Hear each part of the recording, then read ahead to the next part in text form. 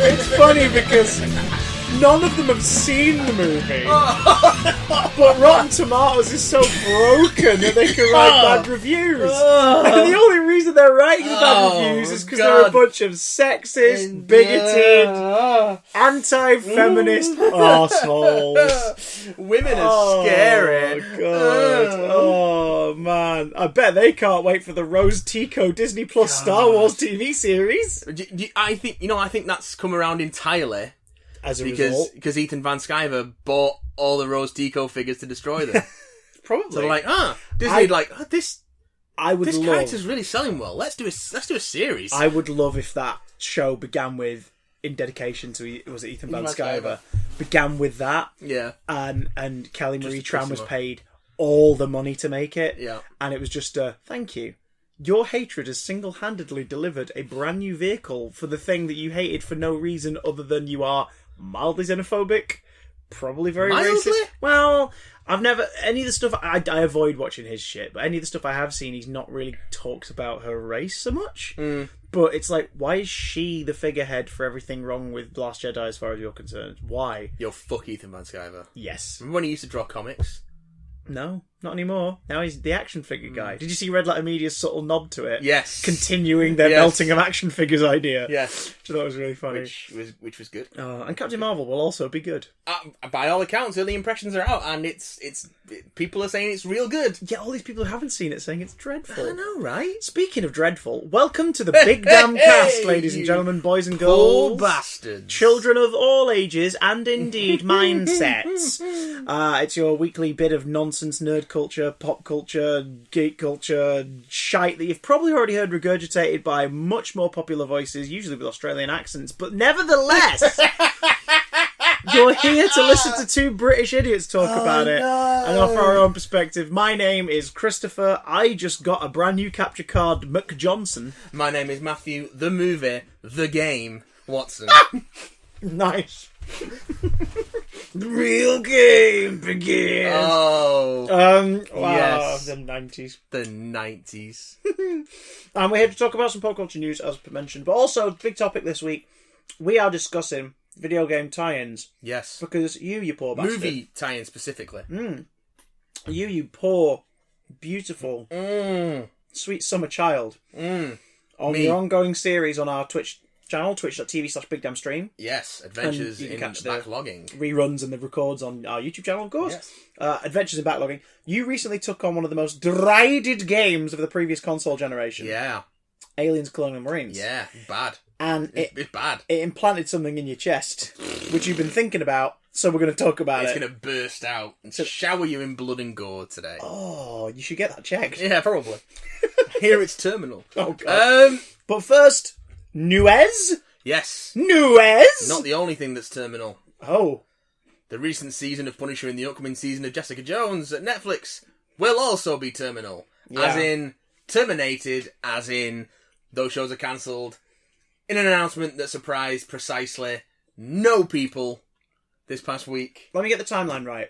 The Hollywood Reporter put out a story that the rumour was that announcement was coming up. It was on Monday evening at our time. And then on Marvel.com, Jeff Loeb, comic book writer and showrunner and exec producer of these shows, put out a lettered statement. Yeah. That basically was, they said it couldn't be done, 4 series, crossing over, this, that and the other.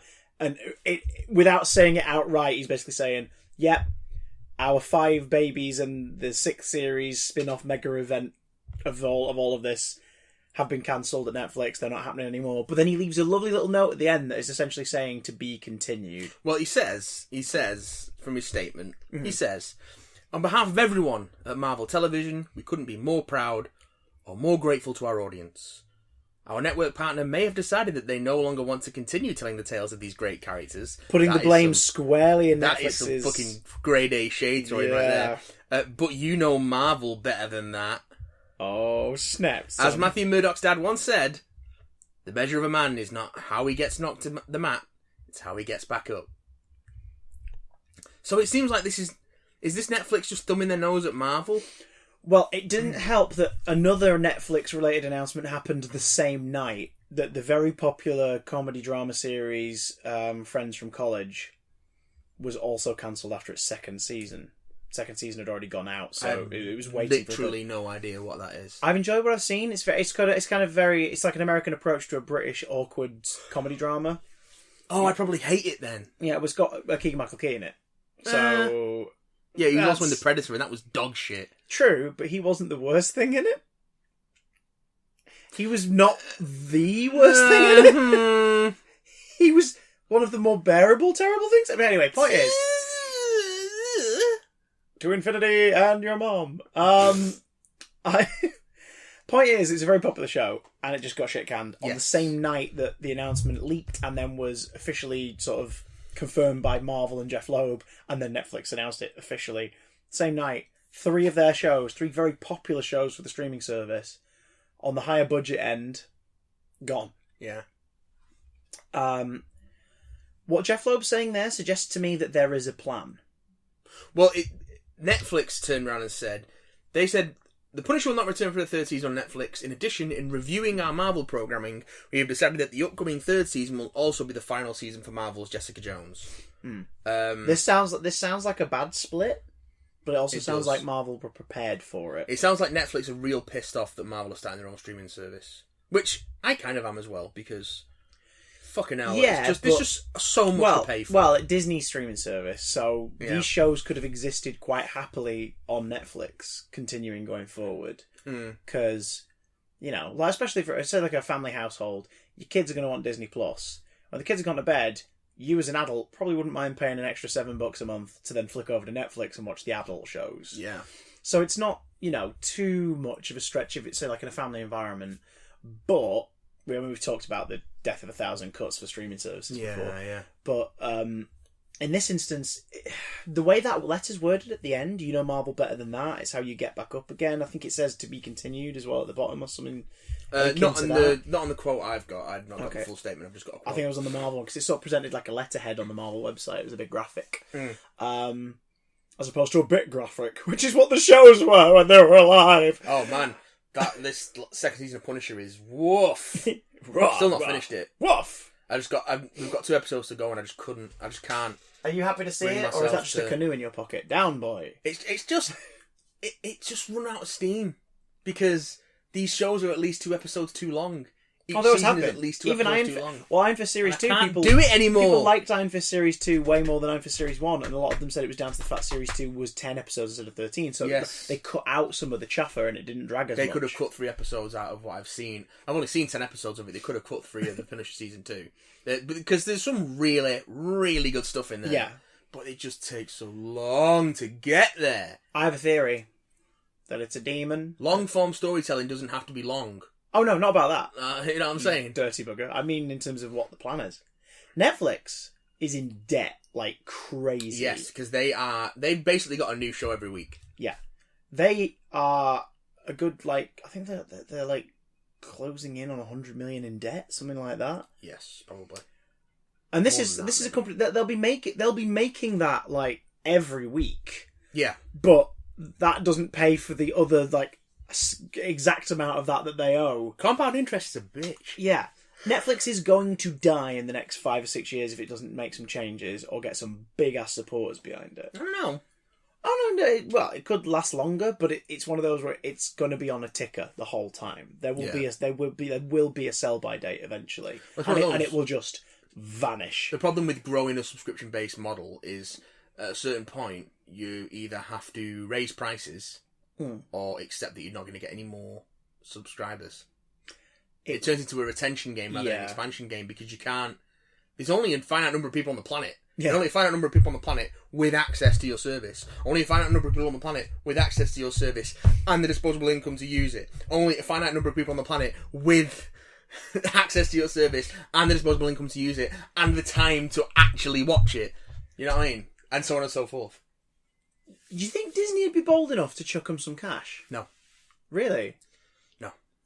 I don't mean like the whole amount, but no, like they'd the whole amount they're in bold debt. enough to try and buy them. Maybe. But in terms of these services, Hulu, in terms of these shows, because here's the thing, we've heard elsewhere that Daredevil, Jessica Jones, Iron Fist, Luke Cage, Defenders, Punisher, all of the characters and casting of those characters associated with that show, like those specific versions of the characters, can exist again in a new televised format after a 2-year wait period from the cancellation something like of the show. that. Yeah, there is a cooling off period. Now, Disney could just turn around to all of us now and say, "Hi everyone," including the people who worked on those shows. Yeah. Just so you know, we have plans to bring you all back in some form in 2 years' time. Yeah. That'd be great for the actors involved, because, like, you know, your Charlie Coxes and everybody can go, "Oh, great, so I can focus on definitely just doing other things in the meantime and keep my eye in negotiations with them going about returning in a couple of years' time." It would also be a great reassurance for the fans, because we'd all go, oh, right, so we are going to see them again one day, we just have to wait a bit longer. That's fine. Like, we already were having to wait 2 to 3 years between seasons of each show anyway. That's fine. We will wait. That's great. Or even just turn around and be like, "Hey, guess what? These characters are going to return, just not in their own formatted thing. So, you love D'Onofrio's Kingpin? Confirmed he's in the next Spider-Man movie as the villain. You freaking love Luke Cage? Boom! We're slapping him in a movie with a couple of other Marvel heroes. Do you know what I mean? Like, do that. And it's Mike Coulter playing him, because sod it, it's happening, because we're recontextualising it. It's not their shows. So it's like, I mean, you could probably get away with doing Heroes for Hire and put a few of them in the same show together. Yeah, definitely. That's what I would do. If I had to scale down the lineup, I'd consolidate it into Iron Fist, one show. Jessica Jones and Luke Cage, combine those, complete with Misty Knight and Colleen Wing, and make that Heroes for Hire. Like, boom, there you go. Yes, you're going to have to lose some of the cast members as regulars, but they exist in the same world and you can bring them in. Yes. Daredevil is probably the one that you'd have to make wait a bit longer for. Yeah. But I think it would be worth it, and you can absolutely frickin' guest star in that show in the meantime in an arc or two. Hell, do a frickin' tie-in with your ABC shows, and that would be the first step to it feeling like it's part of a bigger world. Like, have Daredevil rock up in a 4-ep arc of Agents of S.H.I.E.L.D. or something, where it's a thing in New York, and, you know, like, one of them's completely cut off from everybody, and they end up in Hell's Kitchen for whatever reason. Not bad idea. Do something like that, because then it's like, oh my god, the interconnectivity is there. That'd be great. Shared universes! Have Murdoch represent someone in the MCU in a film. Why the hell not? Like, there you go. But if it is really tight, and it's like, no, you can't do anything with those, because that was another thing, wasn't it? Like, it was a casting decision. Yeah. If the casting is intrinsically tied to the 2-year wait period as well, because Marvel could of course do anything with these characters. They've got animated series over on Hulu. If they want, they could do, we're going to do a Daredevil animated series. But it might not be able to be Charlie Cox because of contractual reasons. Chuck Netflix some cash, guys. Just go, look, here you go. We're buying that contract out. We're eradicating it. What do you need with it? You're just holding on to it for spite, essentially. Give it back. We'll have them. Leave us alone. Yes. They've got the cash. And it's not like those properties wouldn't make them money. If you then turn around to the parents who are like, I don't want to get Disney Plus. We've already got all these streaming services. Kids, look, we've got Netflix, we've got Now TV, whatever. Like, just leave us alone. Use these. If you then turn around and went, hi, parents, some of our older stuff for older viewers is going to be behind a pass wall in Disney Plus. So, like, Miramax and Touchstone and all that. We're going to have a bunch of those movies that aren't for kids, but they'll be part of the Disney Plus, and you can watch them. Oh, and also we're going to give you brand new Daredevil and Jessica Jones, etc. seasons behind that service. If they said that, the adults who are erring on the edge will go, yeah, I'll pay for that. It's a neat idea, but as an outsider, I would have to speculate that there is some contract stuff that prevents them from doing it. Probably. Contracts are bitches. Yes. Anyway, they're also developing their own original stuff, because we've got the Loki series coming. Yeah. Apparently is going to be like a Loki through history thing. Yeah, not necessarily set before or after the events of Infinity War Endgame. Yeah. Like, they've not confirmed whether, but it could be after, if he's not necessarily in corporeal form exactly. He'll be back. I kind of hope He's too not. popular for them to not kill him off. I kind of hope he doesn't come back. Too popular for him not. Because too popular to kill him off. It really cemented. The threat of Thanos in Infinity War. It was like, baddie of Avengers 3 just killed very easily the baddie of Avengers in front of us all. But it's okay, because it's going to be fine, because he's going to be re-established as a threat by the fact that all the original Avengers will have to sacrifice themselves. You know, to bring everyone back. Gwyneth Paltrow said she was stepping down from Pepper Potts this week. She announced that she's stepping down from Pepper Potts after Endgame. Well, it's not. She's had a lot to do recently anyway. Well, then everyone went, well, hang on. Well, on Twitter, I've seen people going, well, hang on, like, so does that mean that she's dead? Does that mean that Tony dies? There's no need for those characters. Then others pointed out, well, if Spider-Man Far From Home's set after this, Pepper Potts is signing that big check from the Stark Industries. Yeah. So she's alive, and she has then since said, "I'd be if they wanted me for like a cameo, like a really fun cameo, or whatever. I'd be more than happy to do that. But I'm not playing the character in a full arc in a film anymore." Yeah. So it's like, right, so Pepper survives Endgame then. Yeah. I'll imagine she'll have the most to do in Endgame that she's had since Iron Man 3, probably. Yeah, true. Well, yeah, because she sort of like low-key quit after Iron Man 3. She was like, I don't know if I want to do these anymore. And then she didn't show up in Civil War, and they made it a plot point. And then obviously since then she went, no, I do want to do these, because they probably rocked up that Infinity War money. Well, they've got so then she they've got cameos money at the end of Spider-Man Homecoming. And her kids like him. Yeah, well, she's got a lot of money. She doesn't give a fuck. She's got lawsuits to pony up for after NASA sue her ass for like claiming the moon rocks that Goop are selling show people's vaginas and blah blah blah.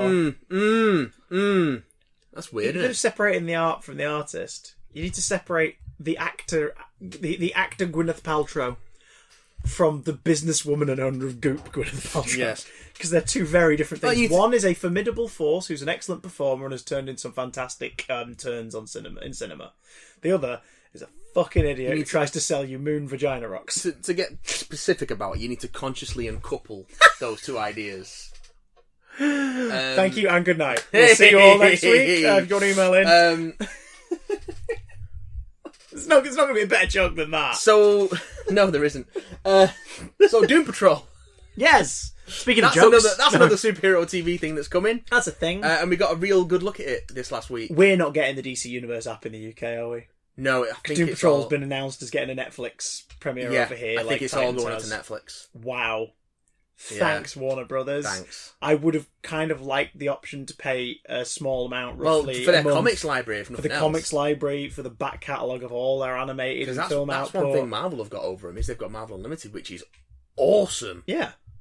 But this would have been like having DC Unlimited plus all of the TV series eventually, plus all of their cinematic output up to a point. Like, that would have been amazing. I would happily pay for that app if I could be like, you know what? I randomly just want to binge some Linda Carter Wonder Woman. Boom, there we go. Stick on 5 episodes. It could be advantageous over the Marvel Unlimited app, because the Marvel Unlimited is literally just, they let you loose in their back catalogue of single issues. Yeah, everything from 6 months and before. 6 months ago and prior. Yes. Everything up to 6 months ago. Yeah. But they're still adding stuff from the old dark. Yes, Still... whereas the DC Universe one is curated collections. So it's going to be a lot easier to navigate from a newbie standpoint. To be like, you end your arc this and you're story. like, where do I go now? Well, you can go this way, or there was this book that came out of the events of this as well. Whereas in Marvel Unlimited, the variety is amazing, but it's a little... It needs... It's a little confusing if you don't know what you're looking for. It needs a paperclip to pop up in the corner and go, you look like you don't know where to fucking go next. They do don't worry, neither do I. They do like Here's a random issue of Man-Thing. A weekly featured storyline and stuff, but it's still like, you've got to... If you're doing like a big crossover arc, you can't just go to the collection. You're like, all right, I need to love this issue of this and this issue. It's one of the reasons why I'm thankful for having this insane amount of books in my possession. Like, it's annoying, and when I've moved house, they are a nightmare to move because those boxes be heavy, son. But I'm currently rereading. I've finished the first arc of Amazing Spider-Man from last year. Which I really enjoyed. It's a proper Spidey-esque story with a bit of 90s fan service thrown in. Hey, here's the Tri-Sentinel. Enjoy! Oh, that's the first Nick Spencer arc. Yeah. I enjoyed it. I really like that ominous character they're setting up as whoever's coming up next. I haven't read much further than that. Proper creepy. You see the Mysterio court scene? That was really, creepy. really good. And also tying back into his still not quite fully explained return from the dead. Yes, which is great. It's like, okay, we're finally going to get into this. Yeah. But I've also been rereading the JMS run. I've been going over that over the last few months, and as of last night, I finished the Book of Ezekiel. And that's where it gets complicated, isn't it? Because that's just as you're about to go into the other and stuff like that. Yeah. Well, it's at that point where it goes, and we're done with this now. But then obviously after I think I've finished that, and then the new Avengers stuff starts to creep in. Yeah. Then Marvel Knights Spider-Man takes place in that point. Yes. So I've got the main arc of that, and then the Absorbing Man turns into cocaine arc after that. And then it goes into the other and all that stuff. So, but I'm enjoying it a lot. But again, it's great because I look at the back of those books, and the most confusion I have is, does this one follow that one? Yeah, those issues are numbered after that. Okay. Yeah. Yeah. And obviously the later ones. Is that what's next? Oh, they've got a number on the spine. Okay, that's easy to read. I'll know where to go now. Cool. So, we'll see. But yeah, DC Universe app not happening over here. But Doom Patrol will be accessible to Netflix subscribers. And it looks pretty cool. It looks really fun. Did you say you've watched the Titans episode that they're in? No, I've not watched any Titans yet. Oh, you've not watched it yet? I've not watched any Titans yet. I'm gonna. Because I didn't realise they started in that. I hear it's way better than it had any right to be. But I've not watched it yet. I've heard the polar opposite of that. Really? Yeah, but in a way that's made me fascinated and more curious. I mean, I've not heard that it's amazing. I've just heard that it's not hot garbage. I've heard that it's hot garbage. Oh, okay. But Fine. hot garbage that'll make you go, I can't look away. Like, the fuck are they doing? That kind of hot garbage. What the fuck are they doing kind. I can dig that. As long as it's interesting. Yeah. As long as it's not boring. The last episode does sound like a what the fuck are they doing sort of episode. But in a way where I'm like, even I want to randomly just put on the last one just so I can see it in the flesh. The only thing that I know that they changed from the Titans appearance, because it's set in the same universe, is that they've got... The casting got, of a couple of people is different.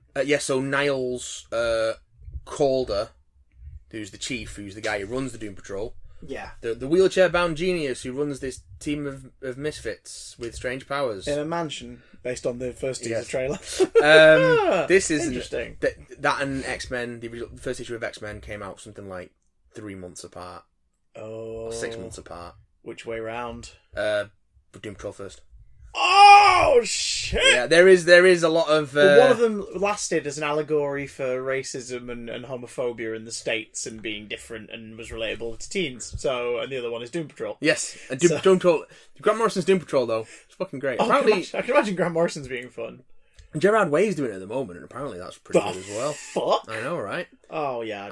After Umbrella Academy went down so well, I'm not seen that yet either, but that's supposed to be pretty good. That's on the Neat Fleeks. Yes. Take that. Looks Disney great. Plus app. I've not seen it. Yes, so Brendan Fraser's still playing Robot Man. Yeah. Negative the voice of, although I think I read this, the physical actor in the suit's a different actor. Yes, I think it is. Yeah. Matt Bomer is replacing Dwayne Murphy as Negative Man. Again, that's the guy in the bandages, right? Yes. So you can do that, because it's just a voice being changed, essentially. Probably. And flashback stuff. Okay. Because you see in the trailer that just got released, you see lots of flashbacks to the origins of Robot Man, Negative Man, Elastigirl. Well, you got Brendan Fraser in your Elastigirl. You got Brendan Fraser in your show. You kind of want to be like, hey, it's not just we didn't just get him in a voice booth for a few days. Here he is, guys. Brendan Fraser's great. I love Brendan Fraser. He is, and criminally underused. April Bowlby is Elastigirl still. She was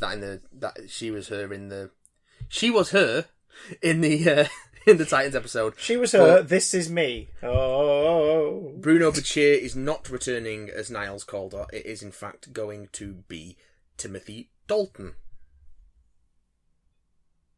Yes. So but that's a very significant change. That is though, a big. If you watch Titans and then watch this, I wonder if the actor who played him in the first one in Titans feels. Oh, thanks guys. Yeah, fobbing me off. You swines. Because I believe Doom Patrol was in development as a series before Titans aired, so probably before they even filmed the Titans episode. I imagine it was some kind of a backdoor pilot, but I have not seen it, so I have no idea. Mabes. I mean, it does seem a bit, because it seems like they've already they've already sort of established in that Titans episode, and this is going back to explain origins and things like that. Yeah. But again, that's just off the little bits I've seen of them. I have no idea if that's the case. It's almost like also Cyborg's in it. Yeah. Which is weird, but he's not in Doom Patrol, but he's obviously a popular character. And he's played by Jovian Wade, who, for all intents and purposes, is a really good actor. So it's like, okay. And he's in a fun series. Yeah. So he won't be lumbered with what Ray Fisher had to work with, which was, I just need to be really depressed and angry all the time. Yeah, Instead, it's going to be, hey, I can say booyah and it won't feel weird. Oh, please, let's get a booyah. I feel so bad for Ray Fisher, man. Let's get a booyah. Can Hollywood cast Ray Fisher in more things? That'd be nice. So that he can be known as Ray Fisher and not that guy who played Cyborg in that shit Justice League movie. Bad. Bad. Bat. No. Not anymore. Not till 2021, Christopher. Yes, when we'll have another Bat. Armie Hammer / Zac Efron will be in the role, apparently, maybe. I've not even thought about it. I want to be Batman. I don't know. Did you see the Kimmel interview with Affleck where he, on camera, is like, yeah, no, I'm definitely done now. And they have one of his cowls inducted to, like, the Batman Hall of Fame. Oh, God. And it's a skit. It's an excuse for Guillermo to show Psychic to come out in a Robin costume and carry this cowl. And then it turns around on the back. It's got Tom Brady's like football number engraved in the cape. And Affleck makes a joke about how, oh no, that was always there. It's like the studio paid hundreds of millions of dollars to digitally erase it in every shot. And it's like, this is hilarious, but also this is weird. Like, this is him saying, "Yeah, I'm not Batman anymore. Bye, guys." And he doesn't look like thrilled to be taking part in this skit. But at the same time, he also about anything anymore. But at the same time, as the cowl drifts off into the ceiling of the studio, he also looks kind of relieved. Yeah, because it's like there you go, I'm done. Leave me the fuck alone. And stop asking me what I'm going to do with the Batman movie. Can I re-release Live by Night and do the press junket without any Batman questions, please? No, you can't. Never. It's a terrible for the rest movie, of his Ben. life. It's a terrible movie, Ben. Can you? And you can't fault Ben Affleck really for having done you everything can fault him he for could. many other things. Yeah, many other things. But in terms of Batman, you can't fault him for trying to do as much as he could to get it on the right track. Yeah, well, we didn't see that. Well, you say that, but we couldn't get a script to work, so I'm handing over duties to someone else to steer the solo movie. What do you mean you couldn't get a script to work? You're a Batman fan. You've got a story. I don't think somewhere. it's that he couldn't get a script together. It's that he couldn't get a script together that he liked and the executives liked. That's probably true. At the same time, wasn't his writer Chris Terrio who wrote Justice League and Batman v Superman and Argo, which is hilarious when you look at those three projects and you go, one of these things is not like the other. Yeah. It's really, really strange. Yeah. It's like, how can Chris Terrio write a really good script here, but you know what, and then be shit at writing superhero movies? But you know what was twice? You know what was missing from With the Batfleck Chris Terrio projects that were on Justice League and Batman v Superman? The Snyder factor. Oh god, no one needs that. And that's what the studio wanted at that time. I love how he's kind of like checked out publicly as well and stuff. He's like, I'm free now to do my own. We were talking about his new project the other week. He's like, I'm free to do my own thing. And you're like, wait, what? You were always free to do your own thing, Zach. It's just that your own thing happened to be doing a thing for Warner Brothers. Why is it? But you didn't have to do that. Why is it these studios get the worst people to be in charge? Because movie executives, and executives in all industries, don't have a fucking clue how their industries work. No. All they think about is making more money. They don't actually make any artistic or creative decisions. Or at least ones that make sense. No. They give feedback and suggestions, and the employees underneath them go, we should probably do that, or we'll be seen as shit. Yeah. But they're not actually helpful. Shit. Yeah. In fact, oftentimes, they're counterproductive. Yeah. Oh god, But I need to talk to you about a former employer of mine and a project they commissioned, which is now coming under heavy scrutiny this past week. It's hilarious. It's not tea to spill in this podcast. No. But we might talk about it later. I mean, it's public news, but still. I'm looking forward to that. Oh god. Yeah. So in other news, eat the rich, late stage capitalism is unsustainable, smash the patriarchy, and fuck executives. There we go. Unionize and slash executive salaries. And if Ben and Jerry's would like to sponsor us, do it. Also, they're doing Mr. Nobody. For real? In Doom Patrol. Did you not see him in the trailer? Was that? Oh! Okay, right, yes. Where he's like... Yeah. Sorry, I didn't quite realise the... Okay. So he's not a full person. Mm. Oh my I God. was wondering how they were going to sort of use that visual from the comic and put that into live action. It looks fucking great. It looked pretty good, like the kind of shimmery thing that they've got going on. Throwing money at this shit. Or at those shots. And the rest of the series is going to be quite low key. It's going to be in a room. It's going to be in a room. Well, the fact that Cyborg and... There's a reason we don't see Iron Fist fight a dragon in Iron Fist. Well, yeah. the fact that Cyborg and Robot Man look fairly practical as opposed to CGI. Yeah, I'm not sold on Cyborg look. I think it's an odd one. I'm thinking though, looking at the tone of the show, I'm okay with it being goofy. Yeah. I worry that it looks a bit too much like, you remember when you put that Cyborg mask on in Toys R Us? Yeah. It kind of looks a bit like they've just done that to Jovi and Wade. No, maybe. But also it's not, it's going to be simpler stuff because it doesn't look like it. It's not Mother Box. Yeah. Plus he doesn't have your beard, so he didn't look like like a Cyborg pirate. Now that is an idea. DC Cyborg pirate. Cyborg becomes a pirate and heads a pirate ship. Yes. Through space. He's not part of that team. He's not part of the Doom Patrol. This is what we're doing now. We're just making loads of shows where Cyborg's in the show. Cyborg's in the show. Cyborg's going to be in Swamp Thing. Cyborg's going to be Swamp Thing in the Swamp Thing show. Cyborg's not going to be in Swamp Thing and be Swamp Thing. Cyborg's going to direct Swamp Thing. Yeah. Shoot it. Cyborg's going to bring the subscription to your house. Yeah. He's going to deliver it on a USB stick. This is the DC Universe app available exclusively on Cyborg. Not Android, Cyborg. The new operating system for your phones, which is the size of a man. The size, shape, and rough weight of a man. What's the Wi-Fi password for this? Booyah! You know what? I'm really turning around on Cyborg. I'm suddenly a fan of his work. Cyborg, boring character. Please make him interesting. Make him like the Teen Titans animated series. Cyborg. Also, seems like they're keeping the name Elastigirl for Elastigirl. Elastigirl. As opposed to changing it because of Disney. Yeah. Well, it's got a hyphen in it, so is that enough for legal? I think it's more. And also, I think it's more that it's such a very specific name, and people hear it, they're going to associate it with one character. Maybe they'll make light of it in the series. Maybe somebody like Elastigirl. Really, isn't that chick from that cartoon? Well, the Doom Patrol Elastigirl is way more grotesque than the Incredibles one. So yeah. I'm really looking forward to Doom Patrol. I really am. I have high hopes because that it looking like it's taken as many cues as it is from the Grant Morrison run, which is a must-read run. Like if you like superhero comics, fucking read Grant Morrison's Doom Patrol. It is great. But yeah, I hope it's real good. Do it, you bitches. Because I need some hope, Chris. Oh, because I had all the hope sucked out of me by a horrible 6 to 8 hour experience of playing through Aliens Colonial Marines for the PlayStation 3. Are you saying that are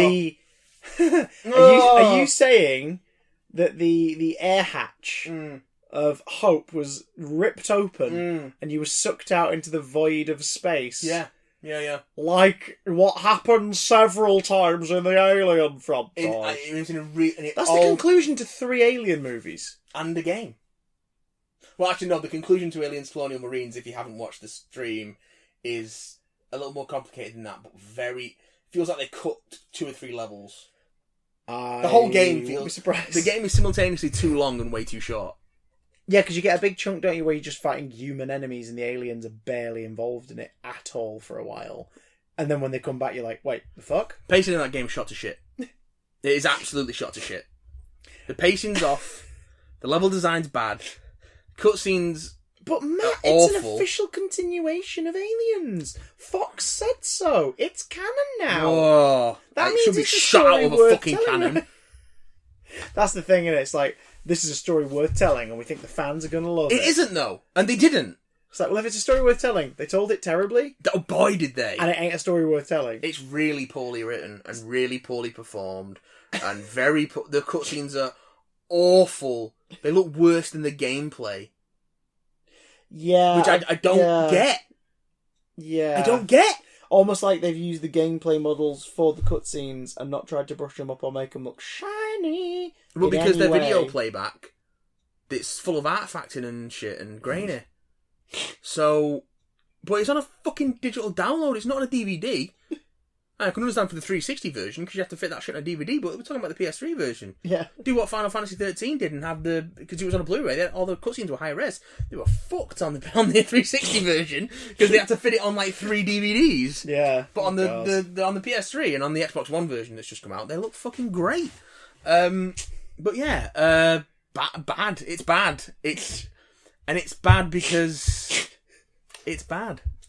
Right. Did you see the end of Colonial Marines? I didn't catch the end. Spoiler alert for a 6-year-old game? Yeah, something like that. Hit me up, bad boy. Aliens Colonial Marines, so it takes place after Aliens. A second fleet of Marines is sent in basically to investigate LV... What's it called again? LV-426. LV-426 from Aliens. And find out what happened to the Marine team that was on there. Real quick, I'm going to run down at least that's what you think. Run down some of the plot, right? Yeah. So... Well, the reveal He's got his rundown some of the plot hat on, guys. Yeah. The reveal is that the Sulaco, which is the ship that the Marines arrive on in Aliens, it's the ship from Aliens. Yeah. Was last seen over Fury 161. and an EV was ejected. That's Alien 3. Yeah. That's Ripley and Newt and who we think is Hicks. Yeah. Who it later turns out isn't Hicks, but we'll get to that. Oh, Christ. Have been jettisoned onto the Fury 161. And Alien 3 happens. Yeah, so Alien 3 is not Alien 3 wiped. happens. This isn't this is the new canon. This is, this happened alongside the quadrilogy. Yes.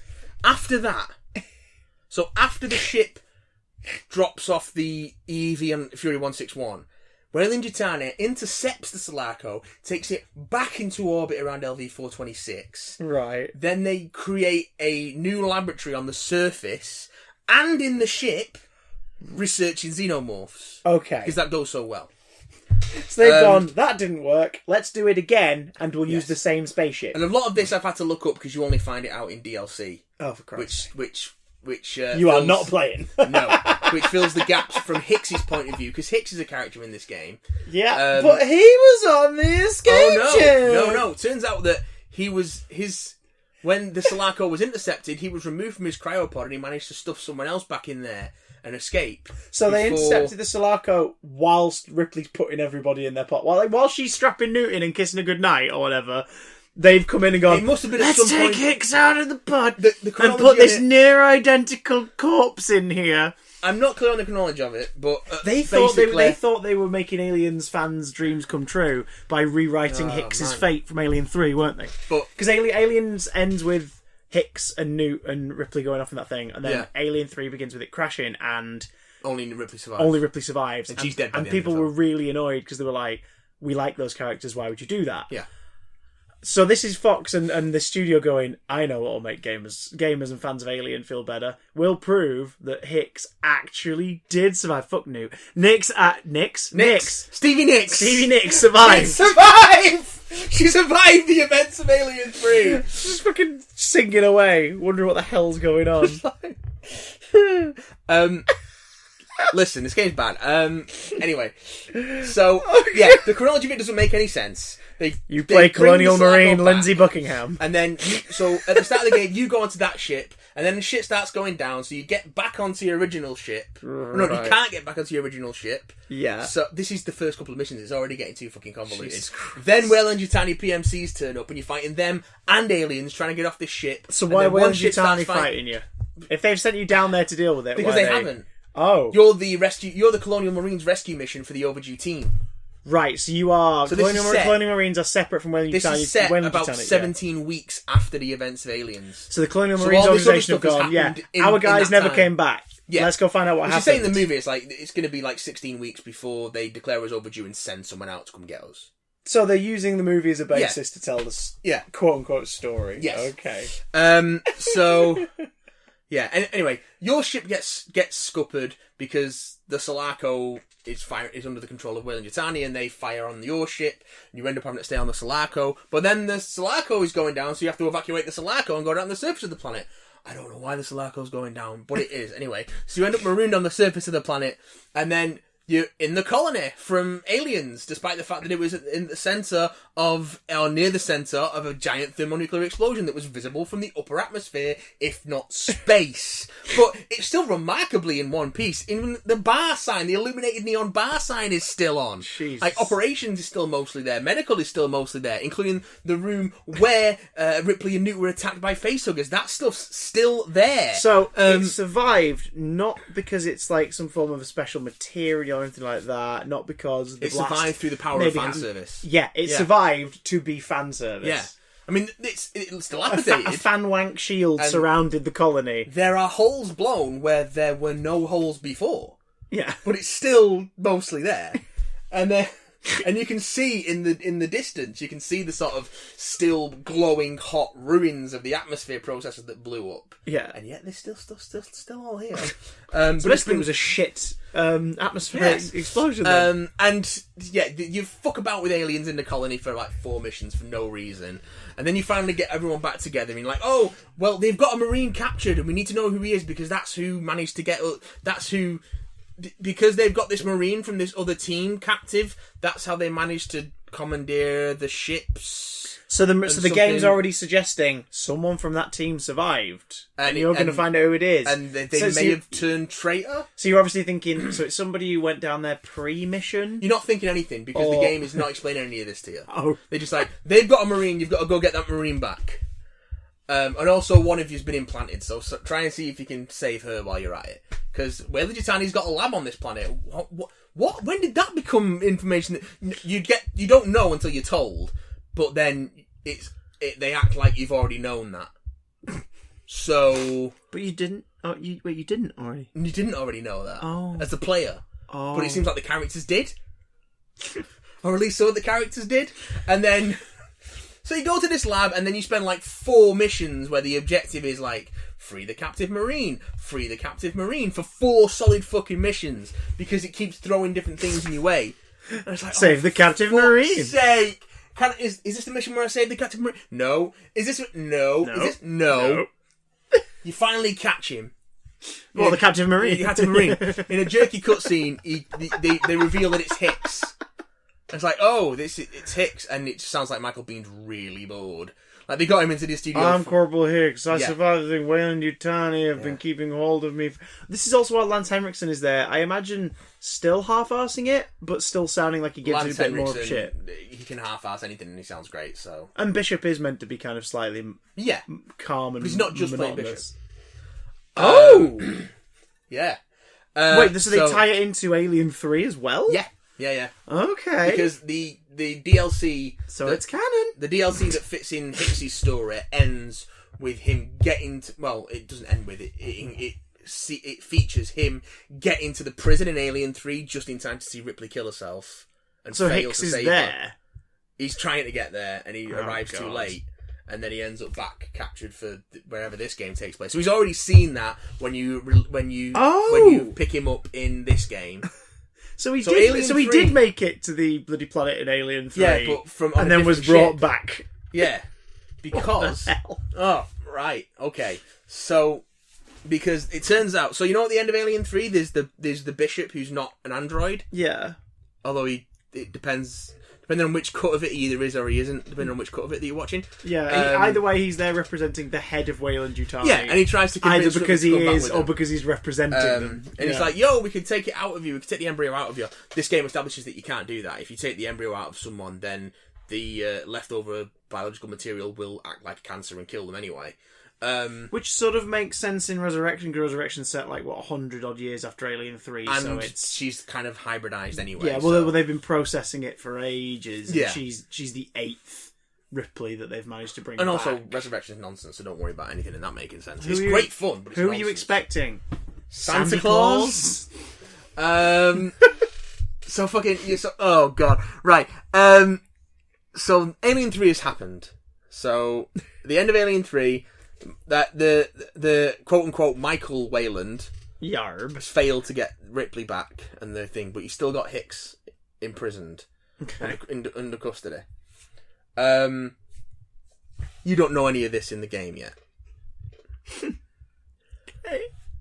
Anyway, you get Hicks back, and Weyland-Yutani starts evacuating because, surprise, surprise, the captive queen has broken loose, and the lab's going to shit. Also, this new lab is built around the derelict ship from Alien and Aliens. So you get that bit of fan service as well.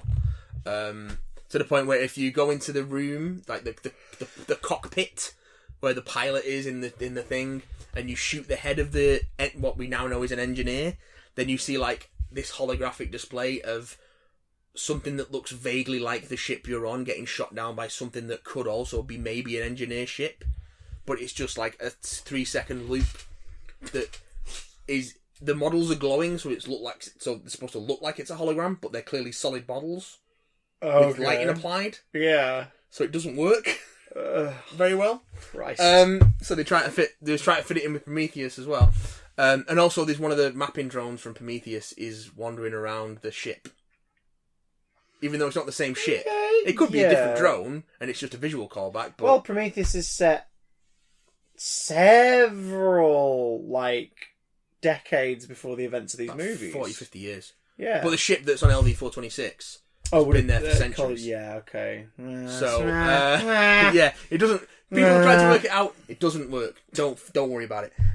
Anyway, you get off the planet because the last FTL ship is about to leave. So you manage to get onto that, and your commanding officer sacrifices himself by pushing the Queen out of an airlock with the because inevitably you fight a queen. Well, you fight a queen. What you actually do is you run around a hangar bay, hiding from the queen, pressing a series of switches until you get her into the right place, and then you press another switch and she flies out of the thing.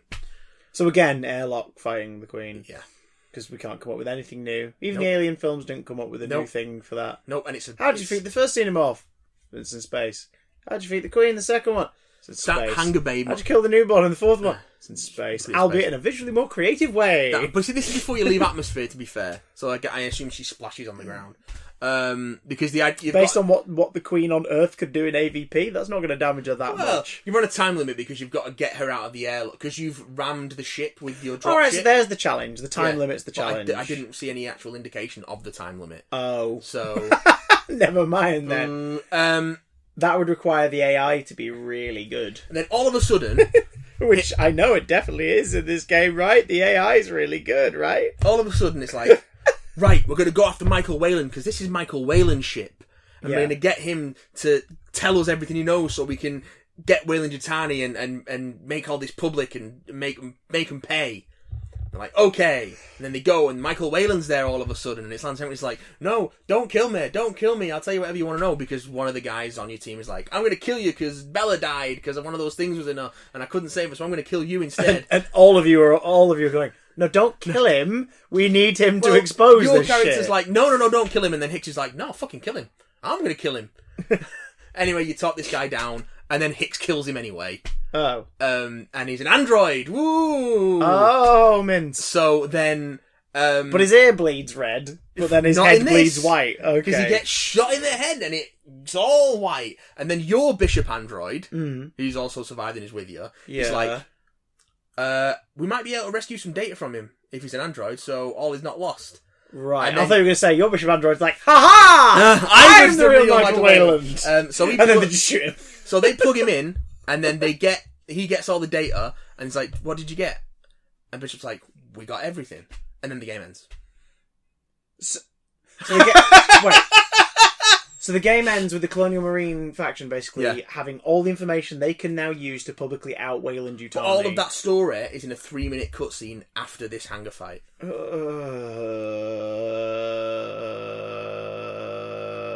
Which suggests to me whoever wrote the script for this wrote it, but has no sense of pacing. No, because the pacing is awful. This feels like a story that needs like at least a sort of like 5 to 10 minute end cutscene to wrap up the loose ends and do this, that, and the other, and make it be like a do you know what? I like the way that ended. And instead it's a lot happens in 3 minutes because they've got no sense of pacing. Yeah, it's just not right. So it's bad on a pure sort of like just sort of presentation level.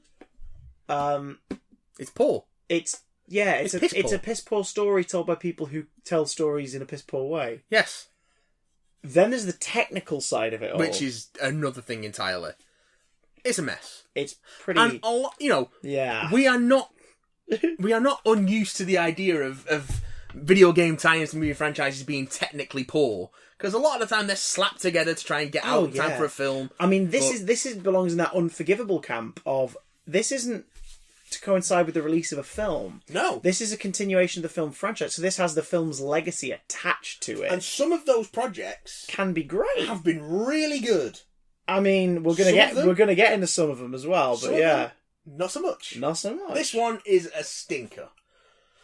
But now that's out of the way, that's what inspired me to get to this fucking topic. Well, it made me reach back in my memory hole when you said, yes, shall we talk about? And I was like, oh my god! I realised I've played so many video game movie tie-ins, because some of them are just direct tie-ins to the movie, like they're video game versions of the movie. Mm-hmm. Some of those are terrible. Some of them are really good. Some of them are tie-ins in that weird, in a tradition for movie tie-in games over the years that began about 5-6 years ago, where the game is a sequel, an immediate sequel to the events of the film. Yes, but has the name and usually like the antagonist of the film in it, so that you can be like, oh, it's sort of that, but it's a new experience, I guess, kind of. Or the game is based on an earlier version of the script, and so the final product bears almost no resemblance to the story of the film. Yeah, that also happens. Both of those we've just mentioned are superhero ones. I guess what? Guess which one it is. God. So, but give me some positivity, Chris. Tell me about ones that you like. So, movie tie-in games that you like, that you've played, or that you've heard of that are good. Well, this one's sort of cheating. This is a recent entry into it because the thing is, it is a thing that's dying out now. Movie tie-ins, at least immediate movie tie-ins. If they do get them, they tend to be like cheap mobile cash-in things, which is fine. It's a free little thing. You play it and whatever. But this is a fairly recent one, and it's cheating a little because it was a cross-pollination. It was a game based on a movie based on a game. The game is essentially a remake of the original game. But the excuse for its existence was the movie, and both came out, and the game was critically acclaimed and was excellent. The film was fine because it mostly just used cutscenes from the game and then had connecting tissue. Fine is probably a strong word from what I've seen of it. Yeah, I had an okay time when I watched it, the whole thing, but then I played the game and went, no, this is better. Like this is everything in that minus a few scenes.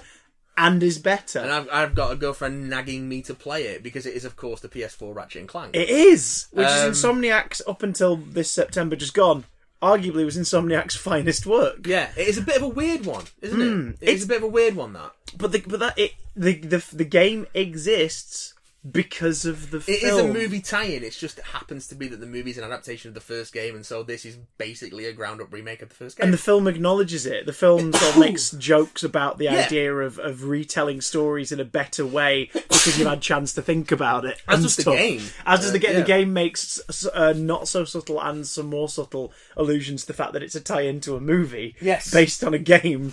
It's like, this is great, because the film is just a straightforward narrative version of the story. The game is told through Quark in jail after the fact, giving a flashback. Yeah.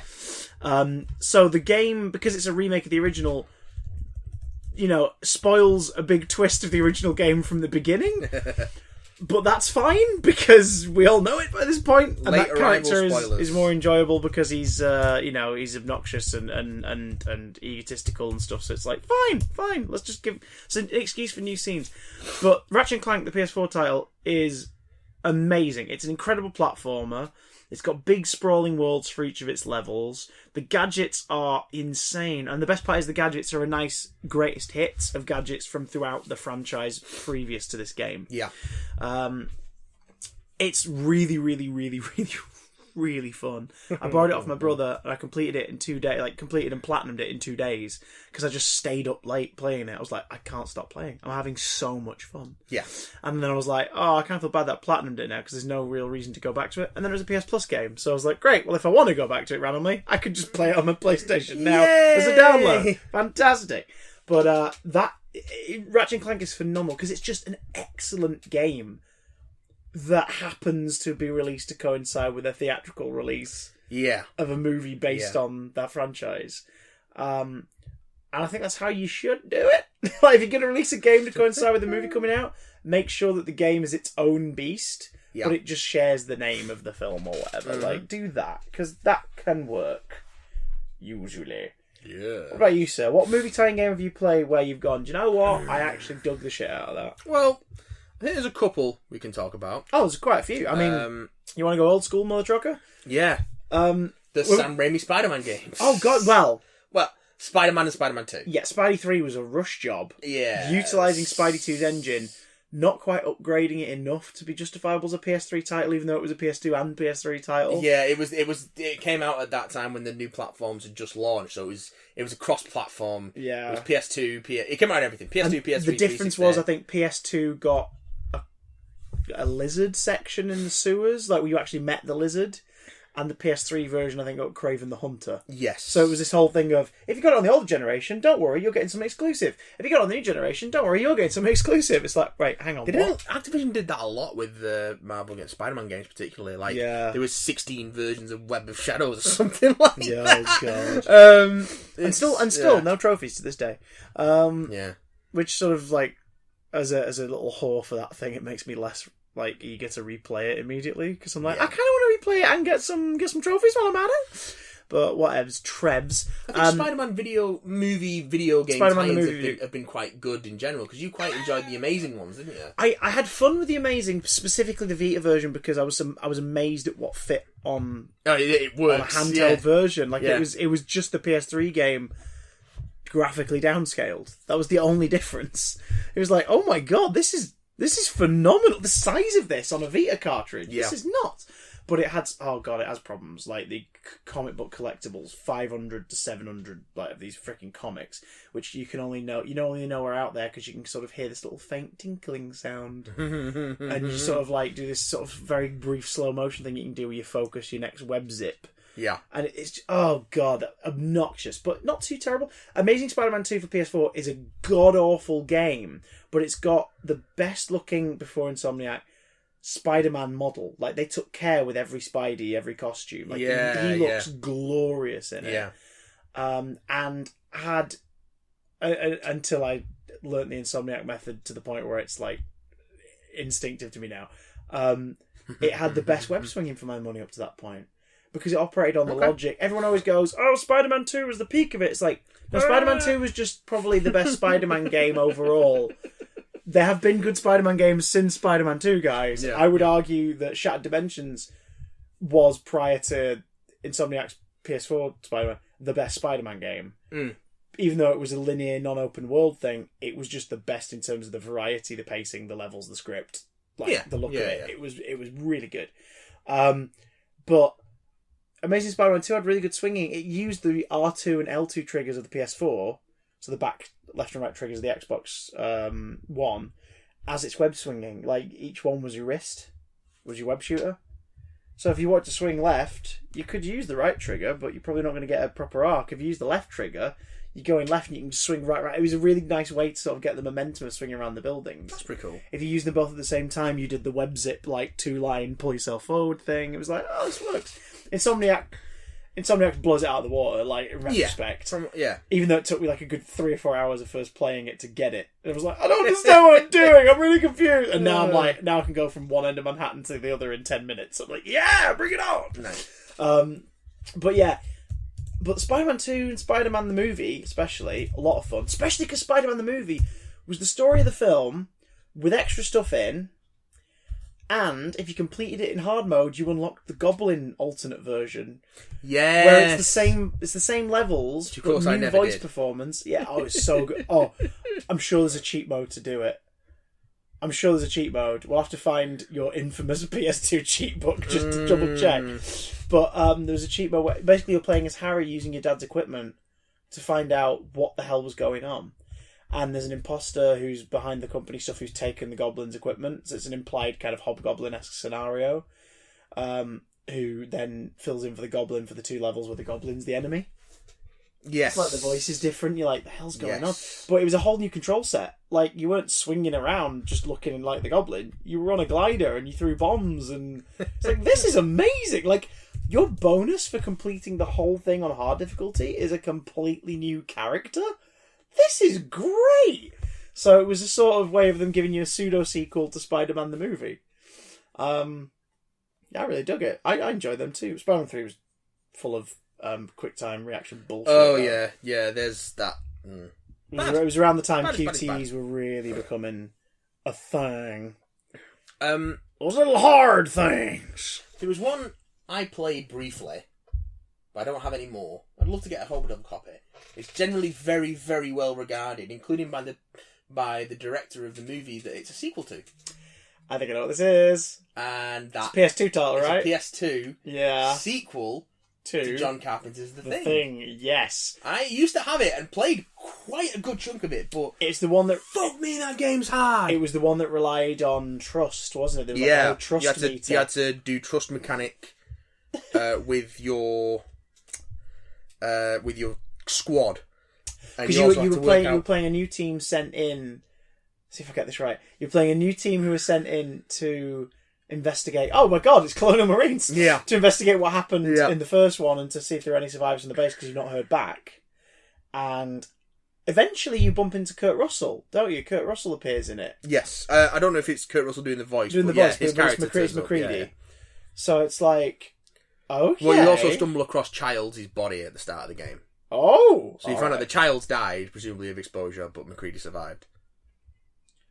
And of course, if Childs was the thing, then it would have been dead and frozen or whatever. Yeah. The thing. So it's implying that McCready's the thing, then, I'm guessing. No, I don't think so. Or that it's just still there somewhere and he survived and... No, I don't think you meet McCready until near the end. Oh, okay. So it's more of a...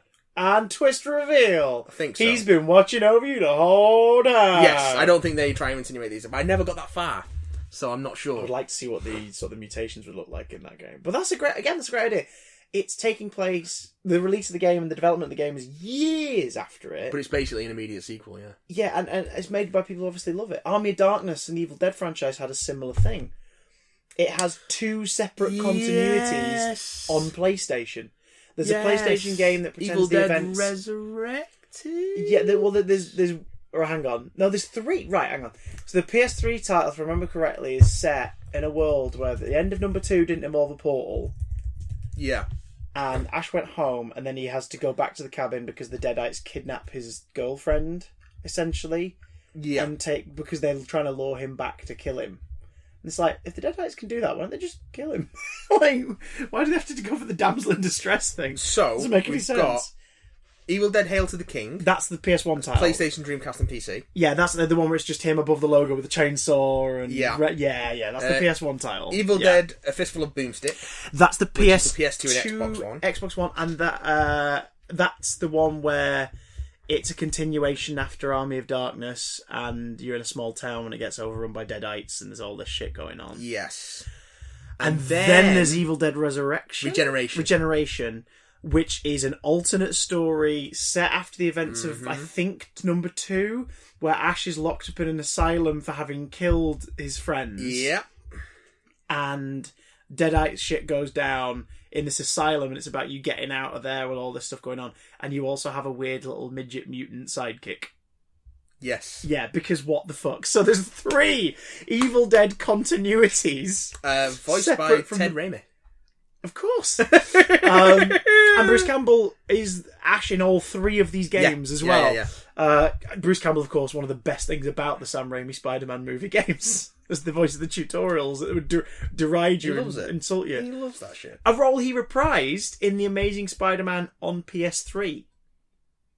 There's a guy who you face off against who does stunts or whatever. Okay. In a blimp, and you have to do these swinging challenges. It might be an Amazing Spider-Man 2, actually, on PS4. But Bruce Campbell voices this character, and it was obviously them going, "Oh, people loved that. Let's put him back in." It's like, it's not saying though, is it? It's not a Sam Raimi project. But yeah, so the Evil Dead carried on 3 ways. This shows that the Colonial Marines thing can work. Yeah, because both these Evil Dead ones and the Thing are properties revisited later by fans who want to retell the story. Yeah. The best Alien game to date, arguably, is the same thing. Alien Isolation. Yeah. It's the exact same thing. It's people who love it going, we're not just going to retell the movie, although then the DLC is basically a retelling of the movie. But then there's also... But we're going to continue the story of Alien from a different character's perspective coming into it after, which also ties into stuff we learn at the beginning of Aliens. Yes. And it's like, this is great. And also... And there's now continuing in a mobile game. And comics. Yeah, but a mobile game. The Amanda Ripley. They need to make an announcement and say, "Look, there's going to be more of this story on a big console game at some point. Yes. We promise." But right now, here's a mobile game and here's the comics. Like, enjoy them. And some really cool action figures based on that Xenomorph. The Amanda Ripley, which sell out really quickly. I always wanted one. It's yes. so tall. It's like this big because he's got those weird like goat legs that it's got in the game, like the extended ankles and everything. The Amanda Ripley character has popped up in the Alien comics from Dark Horse by Brian Wood.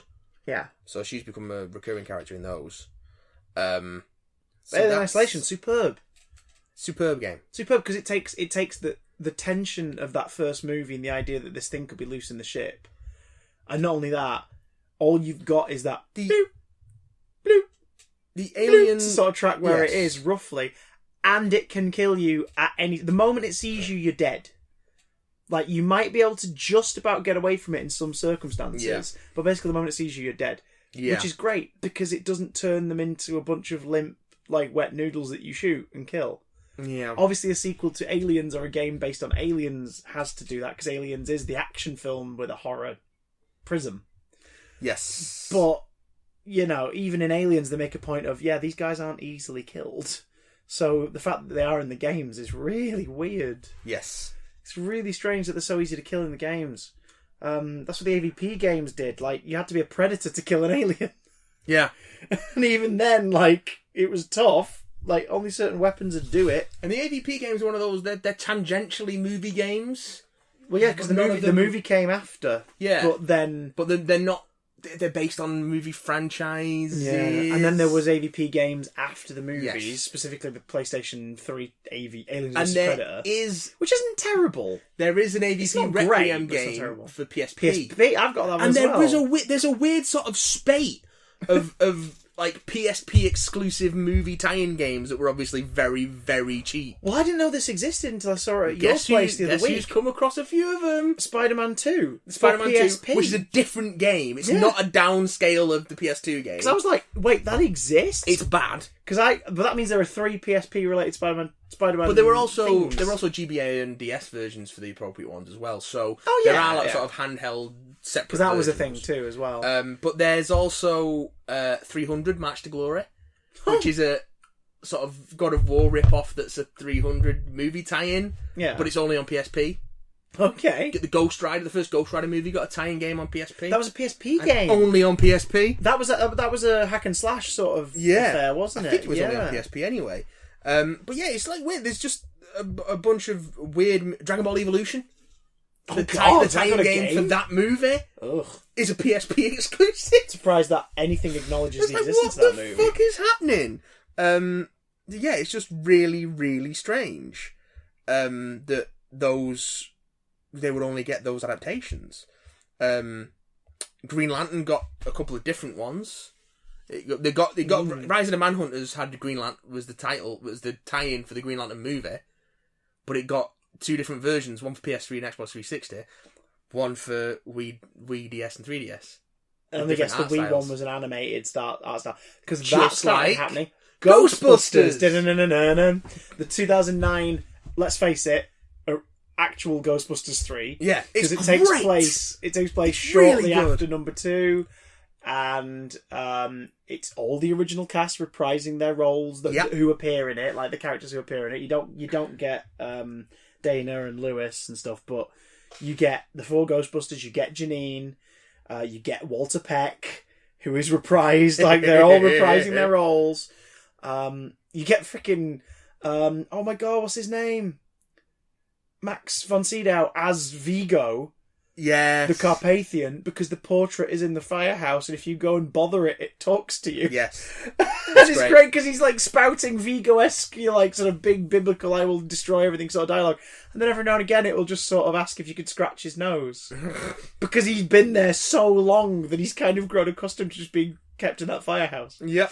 It's like, this I love is it. great. I love it. That game is amazing. So it's a third-person shooter where the Ghostbusters essentially need to take someone on because there has been a rise in everything lately. So they need an extra pair of hands because they're finally planning to franchise. But the way they're going to do it is train some people to look after New York before they set up elsewhere. Yeah.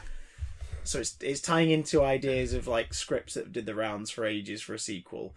It's written by, I can't remember who it's written by, but they're comedy writers. And it was approved and overseen by Aykroyd and Ramis during the script writing development. Yes. And Ivan Reitman. So they would go over and be like, okay. It was understood there was obviously going to be some fan servicey stuff. It's like returning to certain locations, certain ghosts featuring in it. Yeah. But they are 10% of the product that you get when you play it.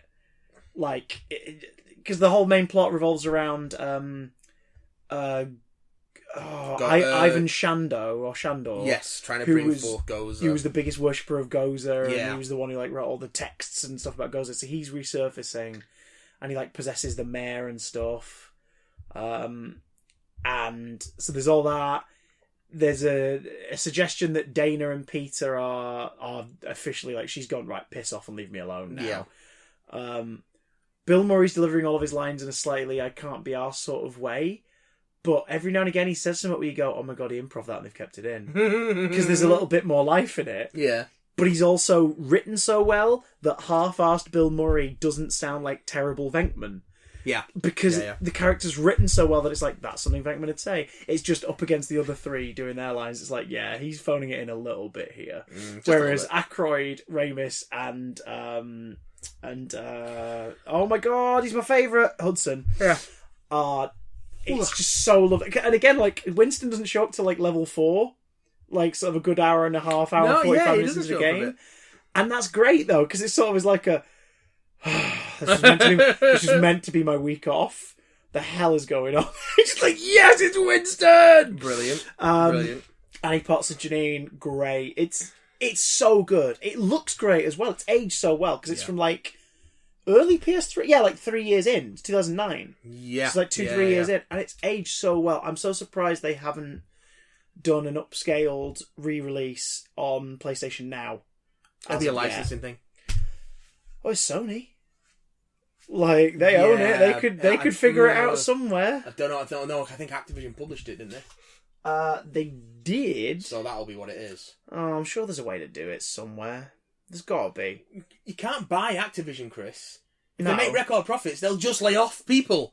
You can't buy them. Activision have made No money is enough. Ghostbusters games since, and they've all been shit. It's because they need more money.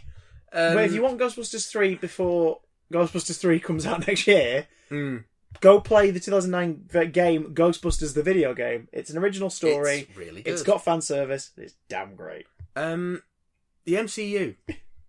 Yeah, now they have... It had a bunch. They had a bunch, but they've not necessarily been great. Now, No. They haven't been I great. played 2 of them, one properly, one demoed. The one I played properly was Iron Man. Which is... For the Nintendo Wii. Oh, God, no. That's not the good one. No. I mean, it's not... It wasn't. It's not great on any platform, but I played a bit of the Xbox 360 version. It's fine. It was peak Nintendo Wii. Hey, you don't have to do motion stuff. Do this. Yeah. Period. But it wasn't them being self-aware and going, just turn the remote sideways and have some basic controls. They weren't quite there yet. It was... Hold the remote in your left hand, nunchuck in the right. I like that setup.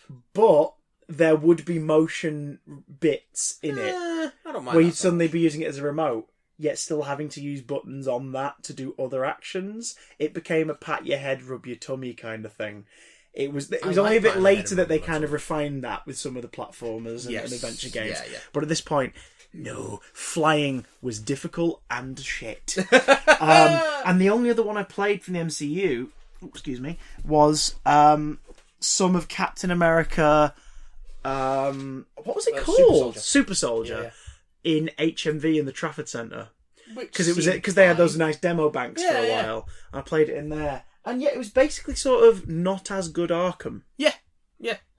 I hear Thor: God of Thunder was kind of like that as well. Yeah, that's the only other one I'd heard okay things about. They were both Sega published. I don't know if it was Iron Man was too. Yeah. Sega had the license for a while there. They did Iron Man, Incredible Hulk, Iron Man 2. Yeah. Incredible Captain Hulk. America. I remember Incredible Hulk being described as a not as good, like almost Hulk reskin Ultimate of Incredible Hulk Ultimate Destruction. Yeah. Um, Which was a great PS2 game. But they did them all up to Thor. Mm. And then there was another game in development for Avengers with another studio that got cancelled. Because they did Super Soldier, the last one to come out. Yeah, but it wasn't a direct tie-in. No, it was an Avengers game because you were fighting Skrulls and it was first person.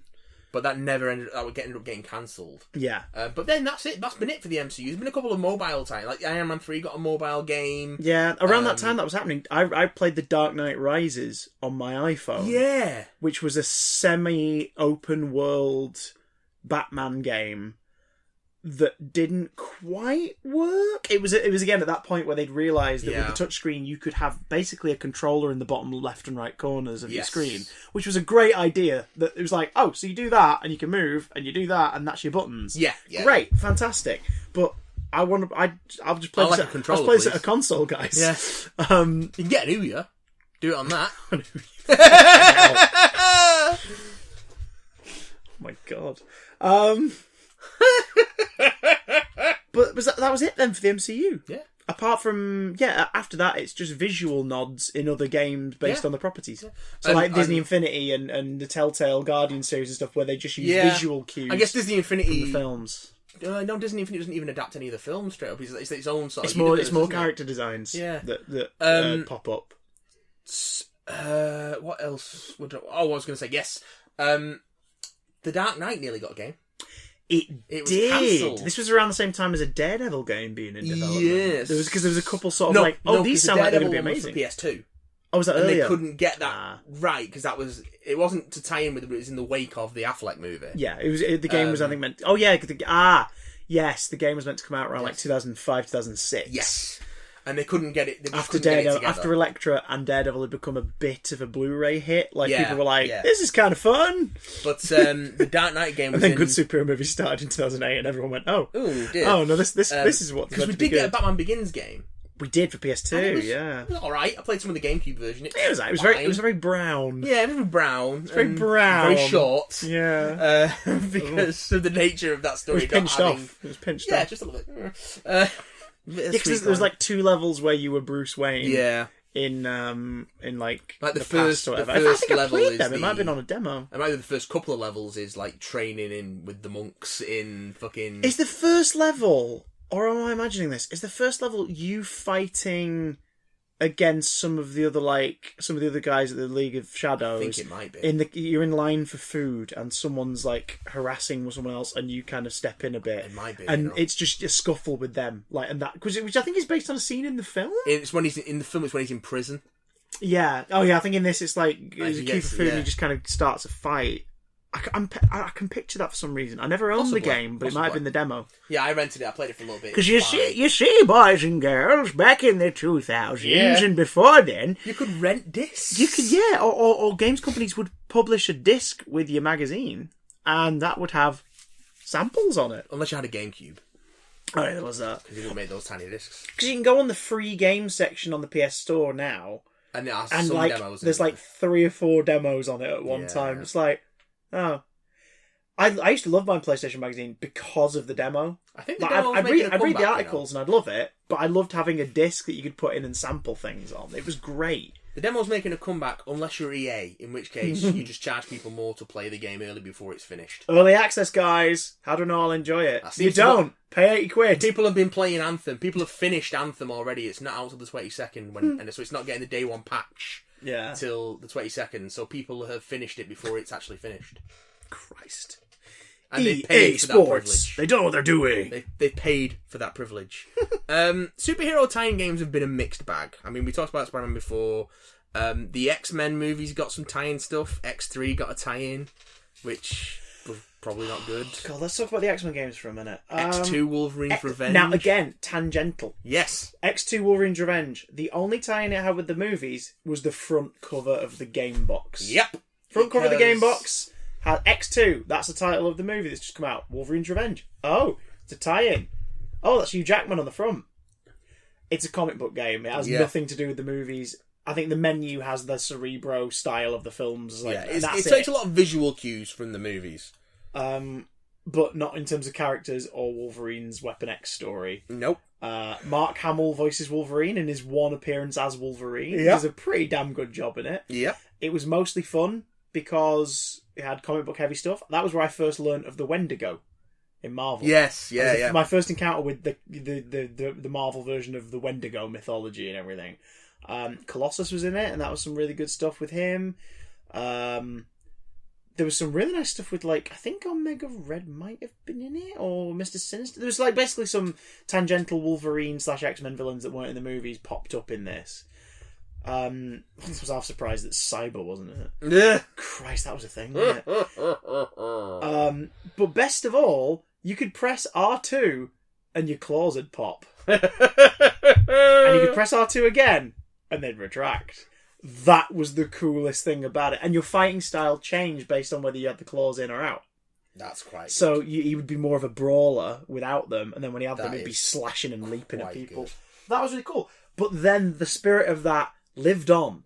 Because Yes. another X-Men movie got a tie-in game. Yes. Where the game was an adaptation of the film for about 10% of it. The other 90% was an extended hack and slash series of stories and missions and flashbacks. This is what I was talking about before. I think it was based on an earlier script Yeah. Because it hits a lot of the same beats, but in such a different way. Like, the end scenes that are still there, including the end fight. The notorious There's a middle end bit with fight. the scuffle at the lumber mill sort of section with You spend Sabretweth. You spend some time in New Orleans. Yes. Yeah, there's a bit in Japan, isn't there? As well, I think there's Yakuza in New Orleans. Okay. I could be wrong about that. It's been a while. We're talking about X-Men Origins Wolverine. Yeah. If you want to play, great. if you want to play X-Men, if you're aware of the movie X-Men Origins Wolverine, it's shite. It's awful. It's really bad. But if you got a PS3, pick up X-Men Origins Wolverine, the game. It's really fun. It's proper sort of PS3 hack slash sort of stuff. So the kind of game where eventually you're going to want to stick a podcast or an album on in the background because you're like, this is repetitive. This is repetitive. But it's good fun. It was 18 certificate tie into a 12A movie. And he gets fucked up in that game. The regeneration graphics, like, you get slashed up by things. It's some and Mortal you would Kombat see, 9 level you would shit. see metal. It wasn't quite skeleton, but it was like a metal underlayer, and then but it's flesh that would kind of sort grow of... back over it. Likeness of and voice of Hugh Jackman. Oh, yeah. Likeness of and voice of... oh my god, what's the actor's name? Liev Schreiber as Sabretooth. Sabretooth gets more to do and is fleshed out a bit more, and they even suggest that his feral... bestial part of his mutation taking over as time goes by. Yeah. So the game answers the whole, why is he like that in X-Men? But in this, he's a completely different style. It's like, because he's going to mutate over the next 30 years or whatever, become more feral and beast-like. Yeah. It's like, fine, okay. It still doesn't quite make sense. He doesn't understand how we got from Liev Schreiber to Tyler Mane, but fine, the game made a go at it. You get to, for the sake of catharsis, in the final boss fight, beat the shit out of X-Men Origins Wolverine Deadpool. Yeah. Enjoy it, guys. Yeah, I guess it happens. Fun. Fight with Gambit in an alley, that's hilarious, because you actually do the slashing ladder thing, but it looks less terrible in the video game. It's fun. And some of the characters get tied in as well. It's a way that... It's one of the good ways, one of the good things that the video game medium lets you do with movies is expand on them. And sometimes in the weirdest ways. Hit me, boyo. Let's talk about Super Star Wars. Right! Behind me, and by extension, Super The Empire Strikes Back and Super Return of the Jedi. Oh god, where's it gone? Somewhere in this room, nearby. There it is. Here. There it is. I've got I've got a PS Vita next to me with Super Star Wars loaded on. Yeah. I have a PS4 behind me with Super Star Wars loaded on. Yeah. And ladies and gentlemen, boys and girls, the medium of sound. You hear that? That is an SNES cartridge for Super motherfucking Star Wars. I can't get past level 2. No.